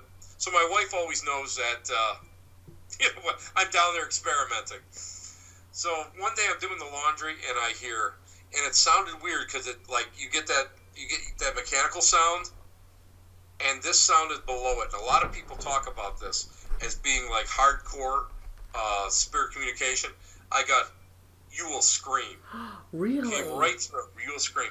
And me, I'm like, I'm gonna scream. Oh yeah. So I took my cell phone and I hit the recorder, threw it down there, and I had about a 5-minute real-time conversation. You did? It was, and it's like, and I recorded it. And it's like, what's your name? And it went, Mike. Like, just like that. And, well, did you know who this Mike was? No. Not really. But, I mean, I asked if it had been lived, if I'd lived on this plane, lived in this plane. It said no. There was a lot of different, it was pretty neat. I gotta admit, it was neat. And I'm glad I was able to get that. I was able to get that little 5-minute interaction. Usually I don't get that. Usually I get bits and pieces or people, they can audibly matrix stuff coming through.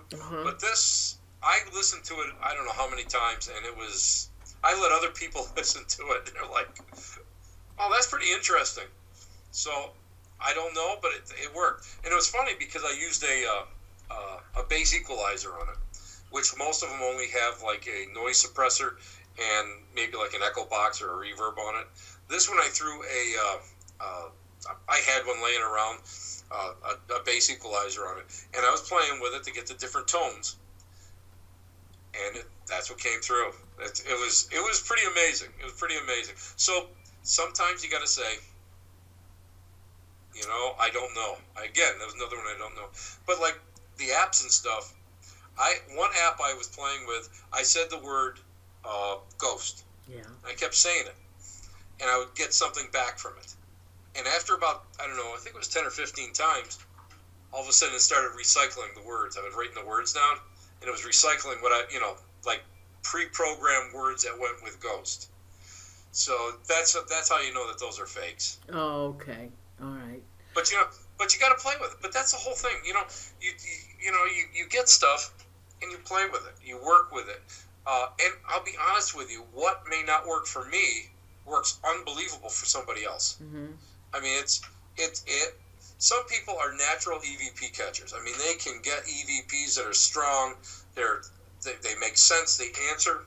Some people with the boxes, they have, it's like Seance. It's like Seance and Spiritualist. The more that you work with your tools, the more you become attuned to the piece. So I always tell people when they're going to go and they're going to do paranormal investigations, put the recorder underneath your pillow. Don't turn it on. Just leave it there. Sleep with it for a week because it kind of attunes it to you.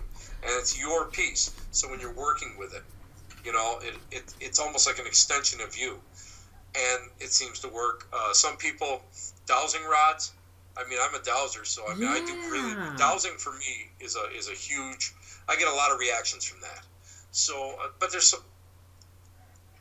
You just experiment with it, and it doesn't matter. And I don't like put down people that use a lot of apps. I don't like to use them because I kind of know a little bit about them. But whatever works for you works. That's what's important. Yeah. Whatever works for you works. I like dowsing rods. The thing is, I tried it a couple of times, but I was just afraid that that I wasn't doing it right, and I didn't want it to be phony. I can show you 20 minutes. I can show you. I can have you dowsing. Oh, I love those. I used to belong to an old this dowsing society years ago, and most of these guys are probably long gone. They're probably all passed on. I think the average age. I think I was in my early 40s, and I think the average age was probably 75, which was great because I learned a lot. But they would go and they get these two guys, and they would sit there, and they would draw out like an imaginary wall, and put it. They'd look at it and they would really concentrate on it. And what they were doing was projecting the image of this imaginary wall, put it in an envelope and seal it. Then you would have two-man teams that would go out in this field, and you had little flags. And wherever you got a reaction, and that's what that's called, whenever they cross or open, it's an action-reaction. Every time you get a reaction, you'd put the flag there. So whoever got close to the imaginary wall, the configuration of it, won a prize. Amazing. People, I mean, some of these people were right on. It was crazy. They used to talk about moving negative ley lines. They used to talk about moving sulfur lines. It was an education. I wished I could have spent more time with these people because they were, and again, this was out in the rural agricultural community. These are guys that used them to find everything, water. And now, here's an interesting fact. Here locally in Western New York, in Lackawanna, New York, we have a Monsignor in the Roman Catholic Church that's on the fast track of being, becoming a saint. No way. Why? Yeah, wait a minute. What did he do? But what did he do? What did he do to deserve for that? Oh my God, Father Nelson Baker has got like all the attributes of mediumship, bilocation, healing while he's alive, healing after death. One of the biggest things he did was we had a lot of epidemics that swept through Western New York, and it killed the very healthiest people, and the only ones that survived this, like the Spanish flu, and that were kids and older people. And so they had all these orphanages. So he had created an orphanage. He created workhouses, tradesmen houses. He started a hospital for unwed mothers. It's just amazing. They used to call him the vicar of the poor. Well, he's walking. He had to go and power this somehow. So natural gas was the cheapest thing that they could go with. So he's over there going. The well diggers are going to wherever they think it's going to be. And they're like, nah, nothing's going on. So he had a procession, and he held the rosary in his hand. The rosary was hanging down. And he was praying, and they had this procession with altar boys and the cross and everything through this farm field. And all of a sudden, they got this one-to-one spot, and it was like a pull on the rosary, like, stop here. He stopped. He had a small a statue of Our Lady of Victory, which is the basilica, the church that's there, buried it, and said to the well digger, dig here. They went down wherever they thought that the natural gas was, and go, Father Baker, there's no gas here. He goes, keep digging, I'll pay it out of my own pocket. They went down, they hit natural gas. Do you know that the gas well is still there? It's still powering this whole complex. No. It's amazing, and I feel that a lot of it was like dowsing because of the fact that when sometimes you can use a pendulum and you get to pull on the pendulum. That'll pull it down wherever you are, or if you're using your Y branches, as you're walking and all of a sudden the tip gets pulled down. It's pretty neat. So yeah, I believe that what he was doing was a form of dowsing. I like the pendulum. Wow. Hey, we have a couple questions. What? Sure. Do you like the pendulum? I like it. Well, I do. I work with all different kinds of pendulums. I use witness chambers. And those are ones they open up, and if whatever you're looking for, let's say you're looking for. Now, I'll just tell you what I was looking for. We're looking for 2 small family cemeteries. So I had a sliver of human bone that I put inside it and closed it, and we took a map and gridded it out, and I held the pendulum down and I had a pencil, and every quadrant I would touch, whenever I got like a reaction, it would start to move, I would mark it. Those I would turn around and I would quadrant those out even more, so I got more specific. We found two lost cemeteries doing that. You did. That's called map dowsing. So there's all different tools in dowsing. There's all different types of dowsing. So I love dowsing. That's it. You can spend your whole life doing dowsing and never catch on to everything. I used to be a real estate agent, and I was sitting on this house having an open house, and I was really into the paranormal, so heavy, and I had my pendulum with me, and when I was there, I got a funny feeling about the house. I felt that it was haunted, and so I got out my pendulum and I started asking questions, and the bottom line is that the house was previously used for drug addicts. It was a home for them where they were able to stay. And a couple of them had died from overdoses in the house. And they were still there. They were still there. Addictive spirits. Yeah. Yeah. Addictive spirits. Echo Bodine taught me about it. She's a great medium. She taught me about addictive spirits and spirits that like to linger on. I call them self earthbound. It's sort of like nobody can be earthbound. Only you can be earthbound. You can create that whole situation in your brain or whatever that you're earthbound here onto this earth. So yeah, that's perfect. That's just typical. That's so typical. So how does so when we die, supposedly our soul, our spirit, our soul, whatever, it stays here for about 3 days, and then we move on. That's all conjecture. Some I'll be honest with you, some leave immediately, gone. They don't stick around. The spiritualist religion believes that friends and relatives come down to help that person go on, that in that vibratory state. And they believe in the Summerland. I'm not a big heaven or hell type of guy, angel, demon. I believe in energy. I believe more in energy. And but they believe that that these personalities come back to help them go on. Sometimes they say 3 days. I mean, I don't know. They usually say 3 days because most of the modern wakes, the old wakes like from 1960s back, were 3 days long. And so people would actually see things and have encounters within those 3 days. So that's where that came from. Okay. For me, I don't know. I think it all depends on the individual. Sometimes they go right on. Sometimes years. Do any of your loved ones, because you're a psychic medium, do any of your loved ones ever get in touch with you? Have you ever? Never. Never? Have you ever tried to? Not direct. Never direct with me. Have you ever tried to? It's so funny because it's like, no. I'll get, I have other friends. Of course, I have other friends who are mediums, and that I trust, and they'll come in and they'll say, "Oh, well, Tim, I got something with your father," and they'll give me a message or something, and that's great because most of them that I trust, I mean, they can be pretty much spot on, but to come visit me, nah. Really? No, I feel like the prodigal kid. I don't see any of my own people. I really don't. Huh. So, when we die, and then like you said, some of them are earthbound. Why are they earthbound? Or can they come and go as they please? You can come and go as you please. You're earthbound because of your own fears, your own thoughts, your own. You're chained here because your religion may have. You may have felt that you betrayed your religion or you're not worthy enough. For every person, it's an individual thing.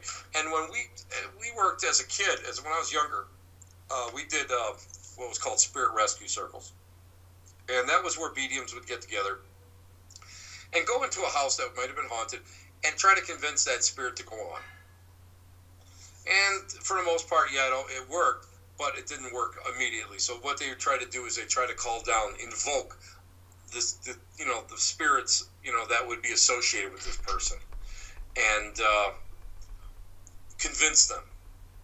And that's the big thing, is convincing. A lot of people say, "Oh, we crossed 1,000 spirits over tonight." I don't think so. I mean, if you believe that, that's fine. I don't believe it. Sometimes it's a long, drawn out thing where it's more psychological in nature. Sometimes you really go out of your way to try to figure out how to do that. I have a friend. He's my buddy Fred. He's an exorcist, but he's also a mental health specialist. He's a counselor, and whenever I usually refer him to a lot of these type of deals, these cases, because of the fact that he's used to working with the psyche of the individual. He understands, what he might have to say in order to convince a person to stop doing something.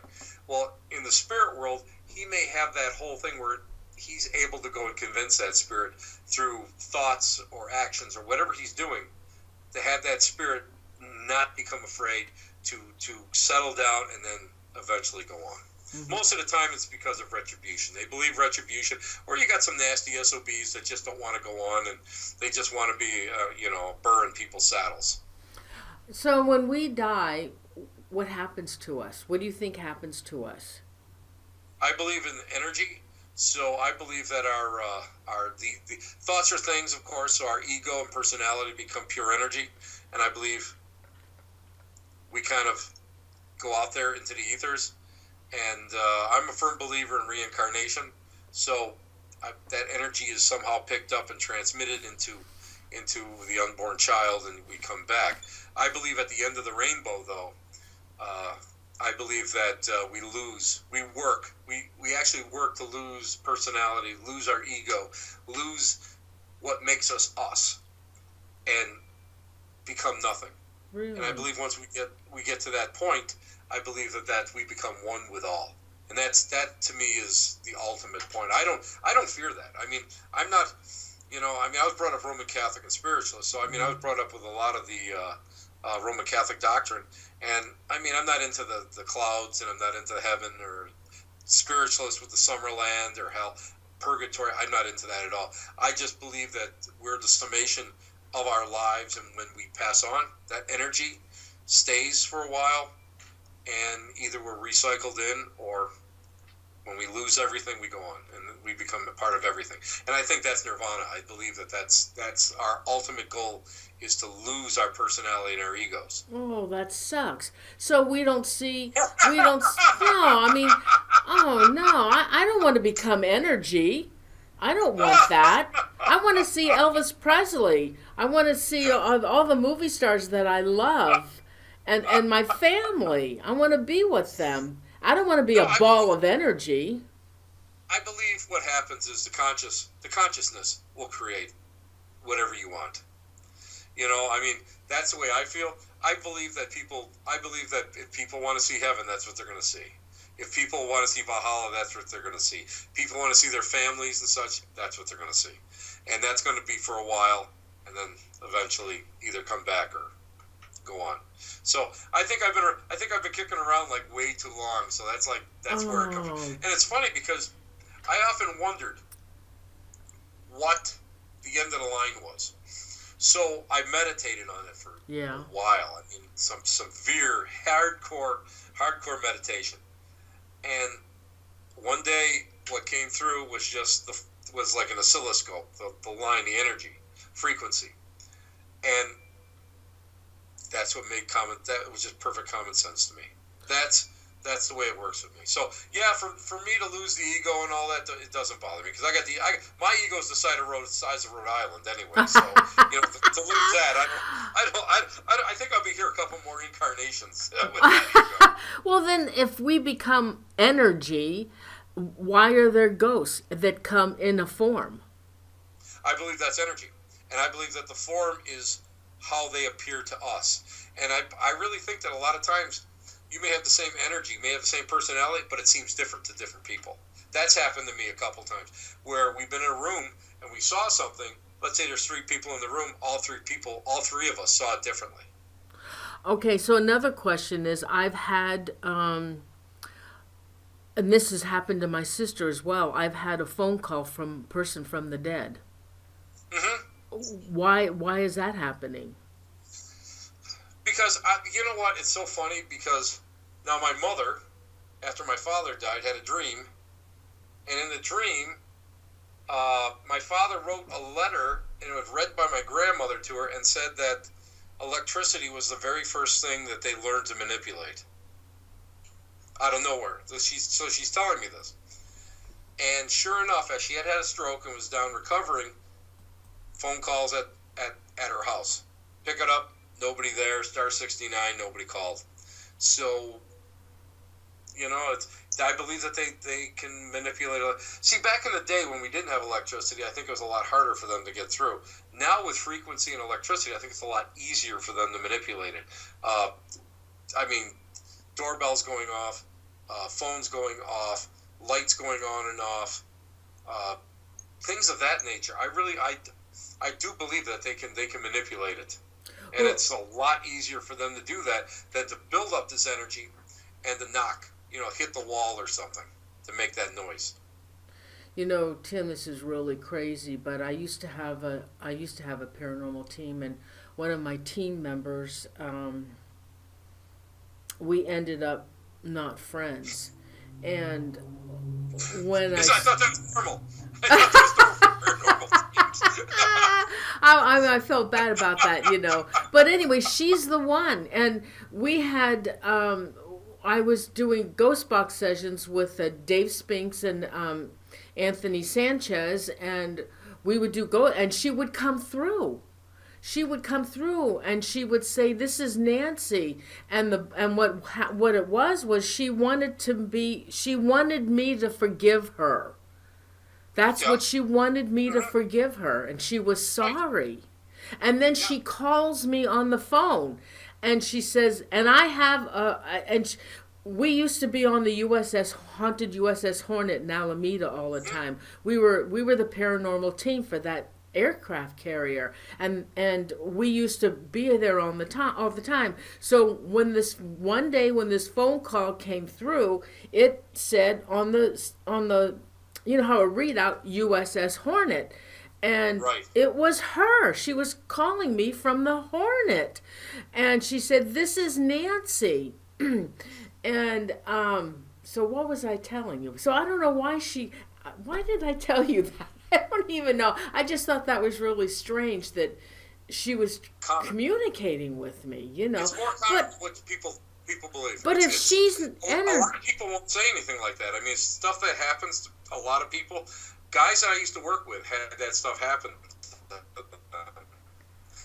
And 20 years before that happened, I'd be sitting in a truck one day, and they, I'd done some TV appearances, and so they kind of knew what I did. And all of a sudden they say, "Hey, listen, this is kind of strange, but let me ask your opinion." Sure enough, it was calls from the dead. I've even had people get a hold of me and send me emails from people that were gone. You know, that came in after that they were buried. I mean, that to me is just like amazing. Again, the equipment is made to do a certain thing. Sometimes it doesn't. Sometimes it does something else. Sometimes I believe spirit can manipulate a lot of things. I've seen, you know, after seeing stuff fly off tables and, you know, get scratched and pushed and, you know, all the stuff that I've experienced, I think there is no limitation. I think, you know, your mind is the only limitation that they have, that we have or they have. So whatever it takes to get through, and they think that that's how they can do it, they're going to try to do it. Well, that's what I'm... But so, if she's just a ball of energy, why is she doing that? Here's the best answer I can give you. Because she can. Well, then, okay, but listen. But if she's a ball of energy, how does she remember me? Because of the personality and the ego stays with you. You don't change right away. You don't change. Okay. Well, the personality of the person changes. I believe that the form changes into energy. But that personality, again, if thoughts are things or vibrations, then the personality goes on, the ego goes on, which we call the soul, or you call the soul. I just call ball of energy. Well, I guess we really won't know till we die, huh? It's all a mystery. It's all a mystery. I know, because... And I'm not going to rush to get there to tell you. Because if I go first, you know, I'll call. And otherwise, no, forget it. If you go first, you have to contact me and let me know. You know, Tim, everybody says something different about death, about what happens to us when we die. Everybody. Exactly. And it's all belief systems. It's all belief systems born on traditions and experiences and controls and you know, sometimes it's there to control the masses. Sometimes it's just there to help the person. I mean, you know, people working in hospice, they're, you know, a dying person's dreams. They dream about people that they, you know, that have long gone. Yeah. They hallucinate about people that have been long gone. They're in the room at that time. That is, I'm a firm believer that these people are actually there. It's the energy. It's a thought.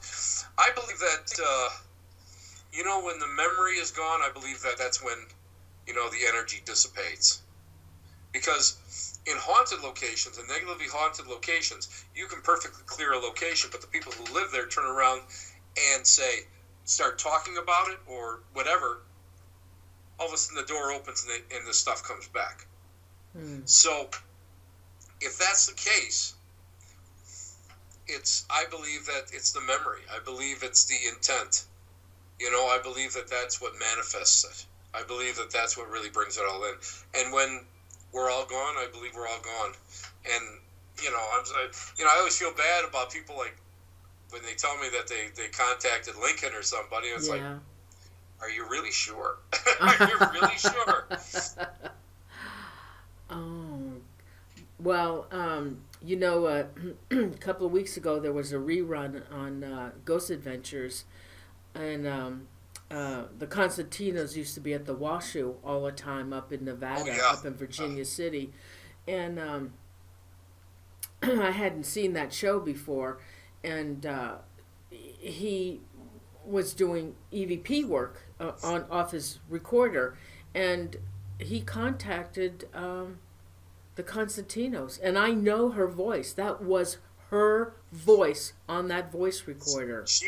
They had worked with him a while. Oh yeah, a lot. They had worked together on I know on several different projects, and they were friends. Yeah. So you know, something of that nature, I'll be honest with you, I would be more apt to believe that rather than someone who didn't know them personally and says that they brought something in. Again, I mean, that's just my own feeling. it's what it, you know. It's what it is. I mean, I guess it all depends on on what you on your boundaries, your limitations, your own ethics. But I mean, I believe that I know at least she would have contacted him. I really do, because she first of all, she was a ball of fire. She was something else. Mm-hmm. But I mean, I believe that because they were close. Oh yeah, yeah. We had done a paranormal investigation. They came on my show. We were up at oh God, the Cal Neva. We're at the Cal Neva because they lived in Nevada. So they Right. came in Las Vegas. So they came and they did both of them did a paranormal investigation with us, and we had a really good time. I used to like when they swear at each other. I just used to laugh at them. Oh my God. I just be like, oh, this is great. They got along very well that night.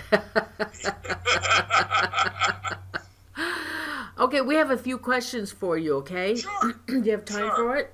Okay. I got time. All right, from my show is going way over. I usually don't go this long. Okay, so from Robert Hanna, do you see a lot of full body apparitions at Gettysburg? Do I know? No? It's more shadows, a lot of shadows. I've had a lot of touches, that sort of thing. But I've seen partials. I've seen like a leg sticking out, like somebody scurrying behind a rock or going through a door. I've seen partials. I've seen a lot of partials. In my experience, when I see full-bodied apparitions, I believe that that's more residual. I mean, that's just my experience. I mean, other people may be different. They may see differently. But partials are more of something that's more active, so I've seen more of that. Mm-hmm. Okay. From B3 Airspace. Okay. To ask about the... she wanted to know about the Constantinos. What do you believe happened to Tim?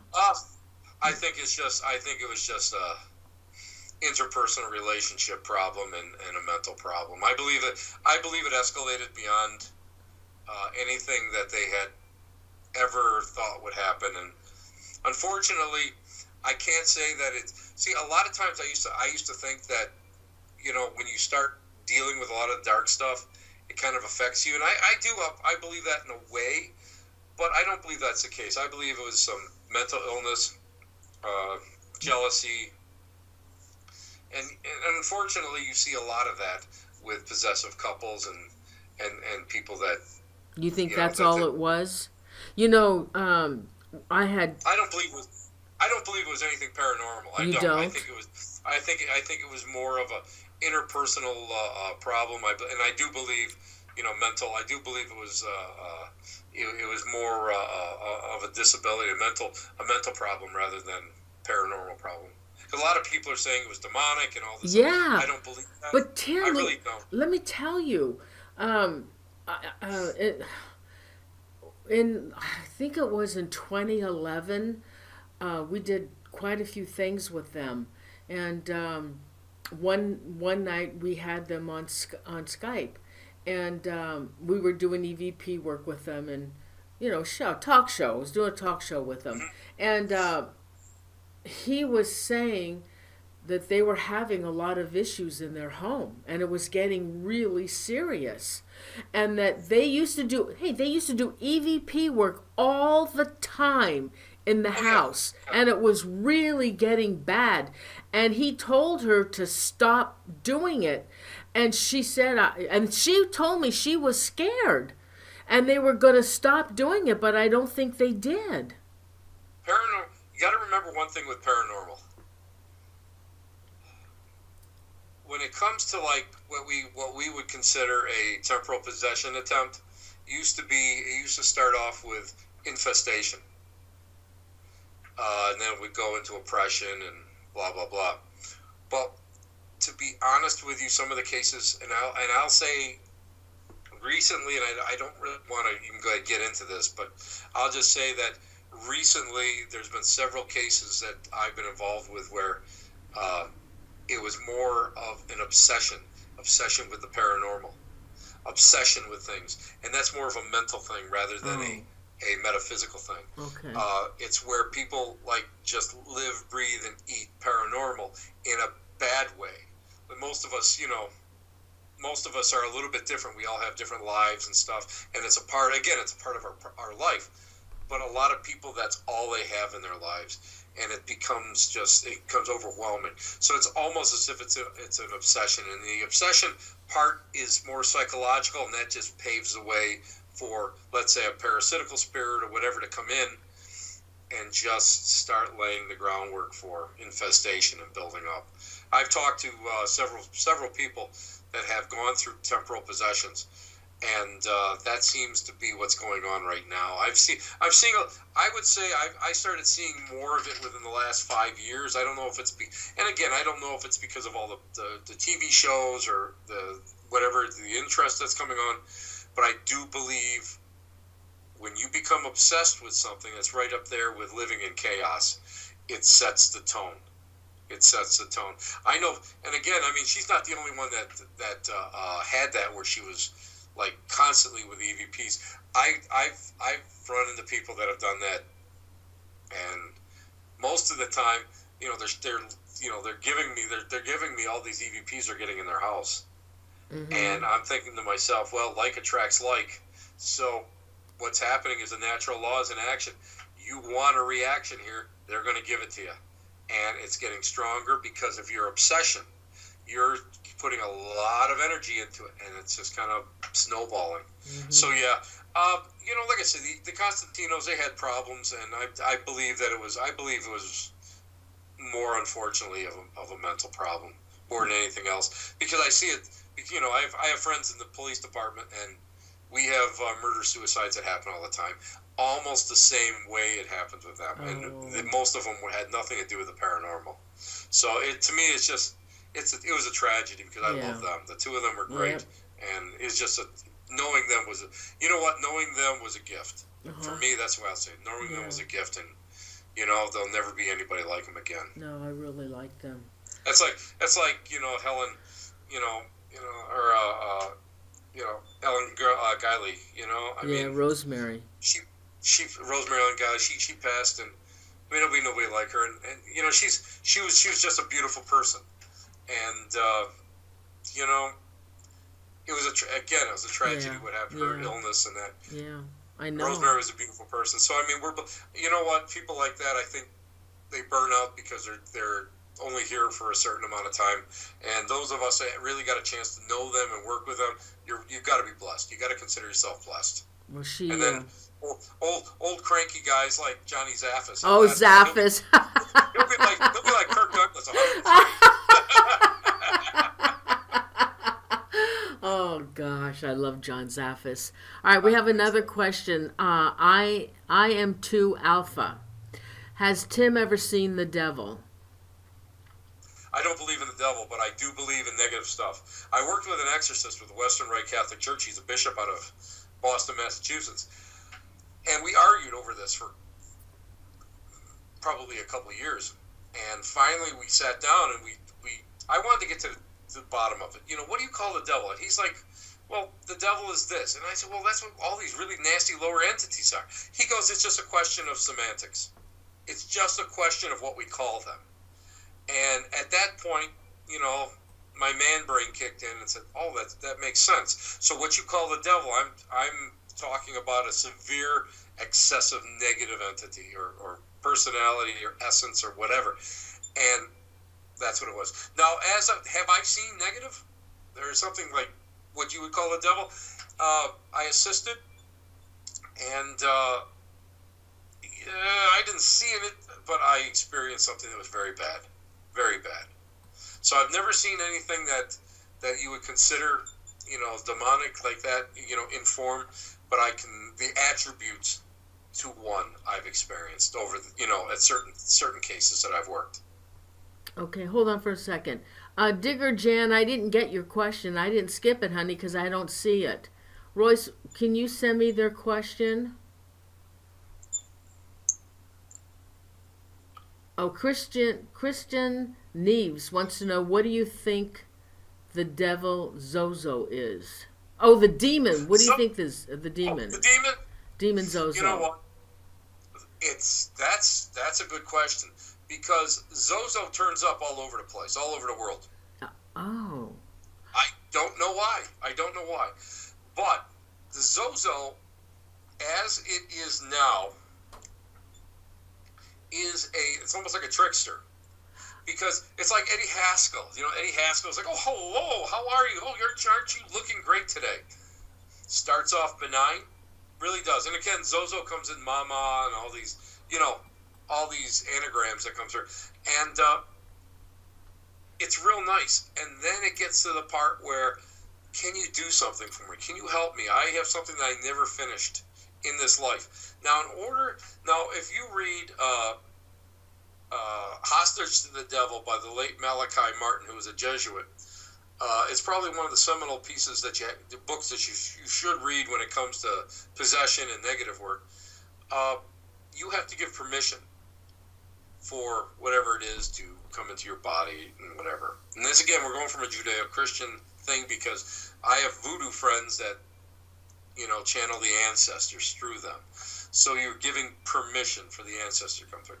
But in this case, something negative. And what happens is Zozo is a trickster. And what will happen is, if you deny Zozo, you're kind of work with him for a while, and you start to deny him that, he gets really nasty. And that's where sometimes the infestation will start, trying to wear you down. So I don't really know. It's a huge question of why. It's international. I mean, it's like different countries. I've talked to people all over the place, and they've gotten Zozo. Wow. So I don't know. So, but I mean, if you start thinking about it in an energetic form, I mean, you project outwards. Somebody may be picking it up someplace else in the world. So, I mean, that's like kind of an abstract thought. But I don't understand it. I don't understand why. All I can say is we have free will. When you start working with something like, you start getting it, you get something, before you even start, you don't work with anything that's negative. If it's, even feels negative, sorry, I don't want you here. Is there anybody else that's more positive than you? And if you don't get it, you shut the session down. You got free will. You work within boundaries. Within those boundaries, anything spiritual that you're working with, you are in total control. Why? Because you're the mouthpiece of what it is. But you can't let it get out of hand. Because, if you work with, let's say, the talking board, and you get this thing consistently, stop. Don't work with the board anymore. Because that is the channel where it's trying to get you to do stuff. And, you just don't do it. People, unfortunately, they give up their free will. They think that when people die, you become this being, this knowing of everything being, and you're not. You're just who you are, it's just in a different form. So, when you got something like Zozo coming through, you have a choice. You got a choice. And it may say that you don't have a choice, but you have a choice. You shut it right down. Goodbye. No. Go bother somebody else. And that's the way I am. Go bother somebody else. We're done. Goodbye. Okay. From Chippeterry, what was your most frightening case? Most cases don't frighten me. But I was up at Old Fort Niagara once, and that's up here in New York State. And it's kind of a conglomerate fort. It's, LaSalle came there, had a camp, French and Indian War, Colonial War, War of 1812. A lot of people died there, buried all over the place. I was in there, and I was a docent at the time, and I was waiting for a group to come up, and the group never showed up. So they paid their money and everything. So I'm there by myself. So I'm in the big French castle that's there. It's a big manor house. So I'm in the boulangerie, which is on the first floor, which is a kitchen, French kitchen. So I got the fire going, and I'm all comfortable. And I hear pop, pop, pop, pop, pop, like, footsteps upstairs. I'm like, come on. So I thought somebody was screwing with me. So I went, and there's 3 floors. I went up all 3 floors. I'm looking underneath the beds. I'm looking all these places for somebody to hide, right? Nobody there. And sit back down, relaxing, boom, boom, boom, boom, boom, and I hear bang, like a door shut. I said, you gotta be kidding me. Went up again. And I was in this place, I was in the whole fort by myself, and I went up and did it, came back down, nothing. And I hear the thing kind of banging again. I go, come on, will you shut up? This is the way I talk to spirit. Will you shut up? I want to sleep. You know, 'cause I got a 45-minute drive. I wasn't going to drive home. It's like 2 o'clock in the morning. I'm tired. And all of a sudden, it got real quiet. And it got heavy, like ozone. It got heavy. And there's these two sets of stairs coming down, and I could hear, like, reenactor shoes are different because they got leather soles with iron horseshoes on them, you know, on the heels. And you could hear that click, click, click coming down the stairs. Do you know what? Feet don't fail me now. I was gone. I was gone. I've fallen asleep in just about every place I've ever been, but this place, and I knew this place like the back of my hand. And I was just like, no, I don't like this at all.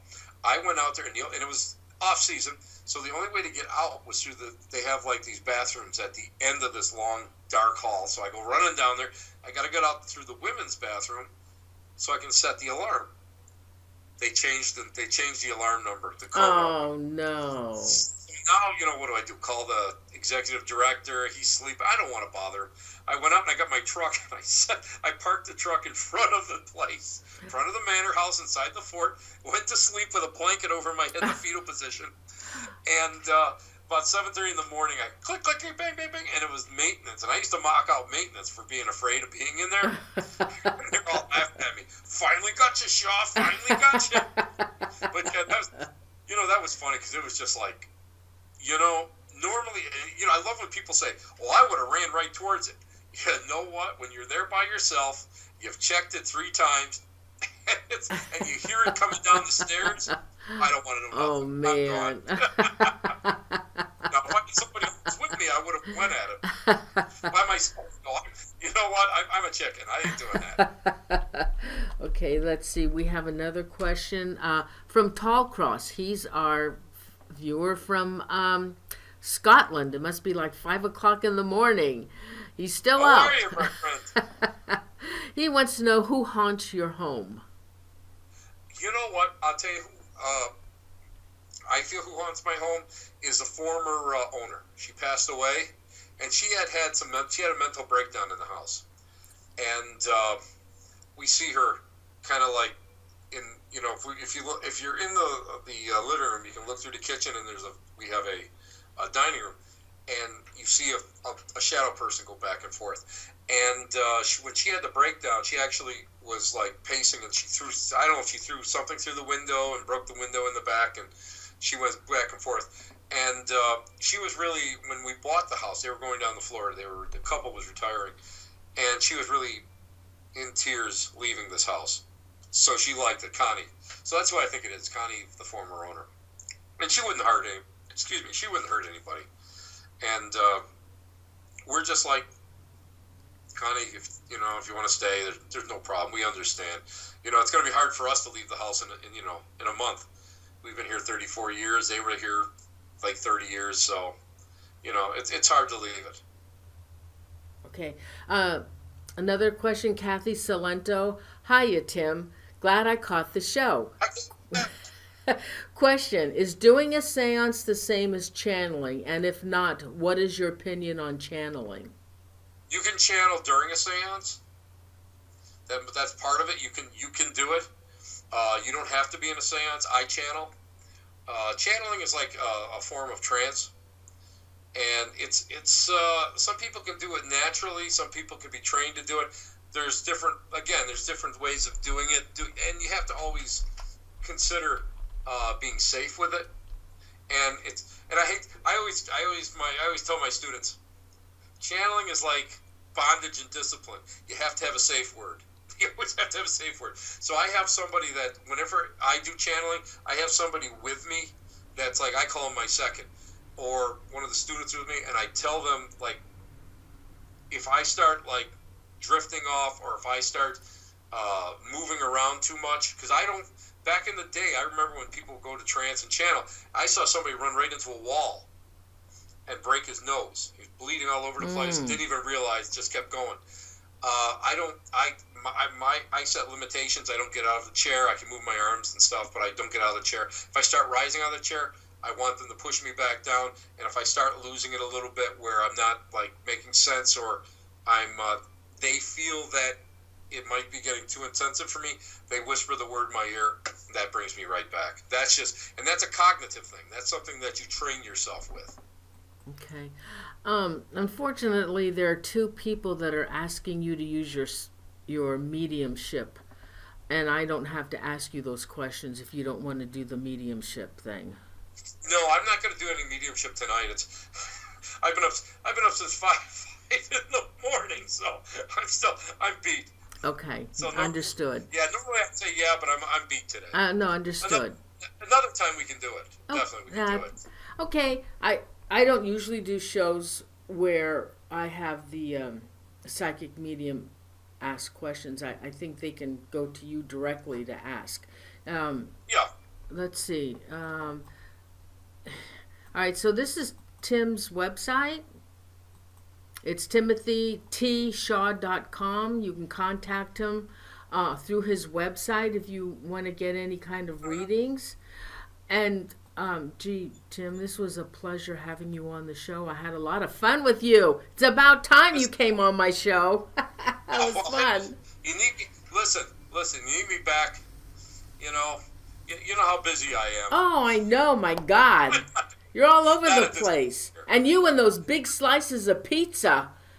Oh my God. Well, you know what we were doing is I was looking at we were doing a cemetery recon, and we went, and there's a geological formation. It's called Devil's Rock, and it's actually worn out where it looks like an hourglass. Yeah. And the local, and I was doing urban legends, and it was a urban legend that the devil escaped hell, and the angels came down and caught him and chained him to this rock. Right. And then he paced around the rock so much that he went and he wore it out. And it's a natural geological form. So we were over there looking at it, and then we were coming back down, and my friend and I were going, let's have lunch. We stopped in there, and I said, I'll have 2 slices. And the girl at the counter goes, maybe you just want to have 1 slice. Oh. And I went, oh, yeah, because that thing was as wide as my head. Oh, my God, it was huge. It was real. Oh, it looked good. Damn, that looked good. But, I want you to come back on my show, because I'd like to do a show on your collectible, haunted, unusual objects. Hey, are any of those objects you have cursed by any chance? Yeah. Yeah. Oh my God, even better. Okay. Yeah, I have a couple that are they're not the nicest. And to be honest with you, what I do with them, like the active ones, like the dolls and stuff, the ones that are a little bit active, I go up to Our Lady of Victory, Father Baker's. Where Father Baker's in the sarcophagus there now. He's buried. I get holy water from him, and I have medals. Blessed, and I put them on there. I tie them to them, and it kind of quiet them down. But what I do is to keep them kind of stable is I use selenite. Selenite really works well. I have them especially the foot lockers. I have them on 4 corners, small pieces. Mm-hmm. And that kind of keeps everything settled down. Once in a while I hear a rap out of it, but I mean nothing really shattered, earth shaking or anything. I'm interested to see what's going to happen when I move them, because right now they're all packed away and they're underneath the stairs. You come to my house, the stuff I have all over the place. I have all these foot lockers underneath the cellar stairs, and that's where they all are. I'm going to be interested to see what happens when we move them to the new location, to the new house, and see what happens with them. Oh, but I don't think so. I don't think I'll have any problem because of the fact that I love each one of them. I really do. I respect them, and I love each one of them. And I feel that if thoughts are things, and these things may have something attached to them, I think that they feel that love. Because there's one piece I've got, I was given from the Bergen house. And Kathy from the Bergen house was really they got it on, I guess they got it on video. I haven't seen it yet, where the arm moved. They used to get really nasty EVPs and stuff when they put it next to this little doll, this little Harlequin doll. And she wanted to get rid of it because her granddaughter was afraid of it. I said, I'll take it. And I'm over there. Of course, as I'm driving home, I have it seat belted in the front seat with me. This little doll. I must have put it in wrong, and the head was like pointed, looking at me. And I'm driving like 2-3 o'clock in the morning. We had just got done filming there. I looked, and the thing was looking at me, and I went down and I went like this: if you move, you make a sound, you're going out that damn window. I'm telling you that right now. But Kathy was like, "Well, do you have any problems with it?" I said, "No, but I'll tell you why. Because I take it. It's one of my. It's just a little Harlequin doll, but I love it so much and it's got a great backstory to it. So I take it with me to a lot of the events I go to. And to be honest with you, that thing travels with me more than my wife. My wife does. I mean, it does. The little Harlequin goes all over the place. And I live real close to the Canadian border, so if I have to get to Detroit or Flint or wherever, I have to cross the border, and I go in. It was great because I get the same response wherever I go. I'm coming in. I was going across the border to Canada, and at the border, the guy goes, "Well, what are you bringing in? Where are you going? What are you bringing in? What's your business?" So I'm telling him I'm going to be speaking, and well, what are you going to speak about? I said, at a paranormal conference, and really, what are you going to talk about? I said, well, haunted objects. And he gets real close to me, and he goes, "Do you have any in here?" I said, "Sure." I said, "See that suitcase? It's all full of them. Have a nice day." I came across, do you know who Santa Muerte is? No. The bone goddess? No. She's a folk saint from Central America. As a matter of fact, she's the patron saint of cartels. But now she's actually becoming more mainstream. She looks like the Grim Reaper, except it's a female, and she's got she's got a wedding dress on. And so a friend of mine made me a 3-foot one. I was at speaking at the Witchcraft and Voodoo Festival in St. Catharines, Ontario, and so I got it, and I got a seat belted in the back seat because it's a white wedding dress. I don't want it to get dirty. I'm coming through the border, and I go, "Oh crap, I forgot." So I'm driving through. The guy says, "Got anything to declare?" I said, "Yeah." I said, "I got the prize in the back seat." He stops. He looks. "Have a nice day." Roll the dice. Just go. Oh my God. Okay, Tim, honey, it's 2.5 hours. Went by fast, huh? It went quick. It was fun. Had a good time with you.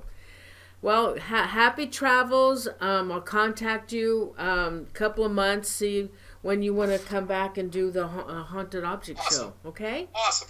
Thank you. Yeah, and what we can do for that one is by that time I'll be unpacked and I can bring some stuff out and you can take a look at them. And, oh yeah. This way, because I have some neat stuff. It's not necessarily negative. I've got a cross that was used in 11 exorcisms and little things like that. So I have some really positive things too, along with negative. Well, we like the negative. I know we do. Thanks, honey. Have a great weekend, and thanks so much for being on the show, and I'll be talking with you soon, and best of luck to you. Best wishes. Happy travels. Thank you so much. Thank you to everybody that was listening in. You guys all rock. Thank you very much. Thanks, Tim. Good night, honey. Good night. Bye-bye. Bye. Thank you. Bye. Oh my goodness, that was fun. I had a fun show, guys. I hope you had a good time. Tim's really fun. Listen, oh God, it's 2.5 hours. Oh my God. Anyway, Tim, thanks so much. I'll be contacting you. I can't wait to do that haunted object show. So our next show is February 20th. That'll be a good show. Phil Siracusa is coming back on the show, and they contacted me. They wanted to come on the show. Phil and Julia, they're gonna be on a show on TV, and she wants to talk all about it and what's going on with their hauntings and the ghosts and whatever. So that'll be on the 20th. That'll be Phil and Julia Siracusa. Okay, so hope you enjoyed the show. I did. It was a long show. My husband's eating dinner without me. I hear him in the kitchen. So everybody, I guess I better do some shout outs, huh? Let's see. I got shows all the way through April, I think. I got a message from Bill Bean at 3 o'clock in the morning. Noreen, I want to come back on the show. So I'm waiting to hear back from him. I gave him a date. All right, everybody, let's do some shout outs. Thank you so much for being here. I really appreciate it. It's always a pleasure to see all my people. And Goldie Bell, you're new. I haven't seen you in chat before. And Tigger Jan. Okay, guys, don't forget, please subscribe to my channel. I think there's a little button up here. I'd really appreciate it if you'd subscribe to my channel. Okay, so let me do some shout outs. Oh, thanks to our mods. Gosh, what was who was in? Oh, Haunted Roads Media, Mike. Really? Thanks, Mike. Mike gave me super chat money. Gosh, I didn't see you in chat, Mike. Thank you so much. And Andrew and his trucking gnomes, thank you so much. Thank you. I appreciate that. Haunted Roads Media, that's Mike. He has a show every Tuesday on YouTube. You could check him out, Haunted Roads Media. All right, so let's do some shout outs. Oh, my mods. Okay, I know Royce was here tonight. I know, I think Crystal was there, Cassandra. I didn't see Annie. But thank our mods for doing a good job. Without them, you wouldn't have the awesome chat room that we have. And please say your prayers for Royce, Crystal, and Cassandra, okay? They need your positive prayers. Keep them in your thoughts, okay? I love them, so please pray. We need to pray for them. Keep them in your good thoughts, okay? All right, so let's do some shout-outs. Andrew and his trucking gnomes, Anita Ackerman, B3 Airspace, Cassandra 50, Kathy Salento, Chippateri, Dark Waters, you're new, didn't see you before. Gypsy Chelly, you're new also. I am Alpha, Jennifer Bloomer. Oh, new people tonight. Lindsay Stockberger, Lori Miller, Margaret Rodriguez, Mantronista, that's new. Royce Hinman, Tatum, Jigger Jan, and Tallcross. I don't know if I missed anybody. I hope I didn't. Ramon Campbell. Anybody? Chili Mantha? Thank you. Hey, you guys are new. Please subscribe to my channel. Tammy Heitzman. Hey, Tammy. Oh gosh, was it Tammy? I can't remember. Was it you, Tammy, that sent me the, Maria H. You know, I think it was Tammy that sent me the edited video of, Sean Austin, the night that we did the show with Sean Austin. So I'm waiting for, I'm going to show that video.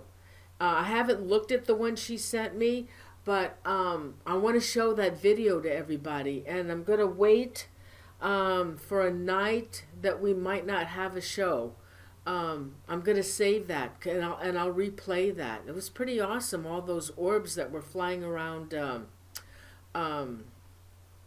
Sean. Also, I'm trying to get a show with Royce. I'm waiting for Royce to give me the okay so we can do another ghost picture show. I'm so excited. I wanted to air another one of those shows. Robert Hanna. Okay, so did I miss anybody? Bon.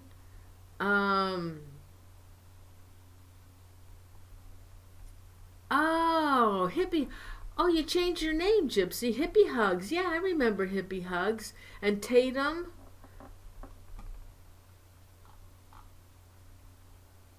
Oh, thank you, Gypsy. Thanks, Lori. Pray for them, please.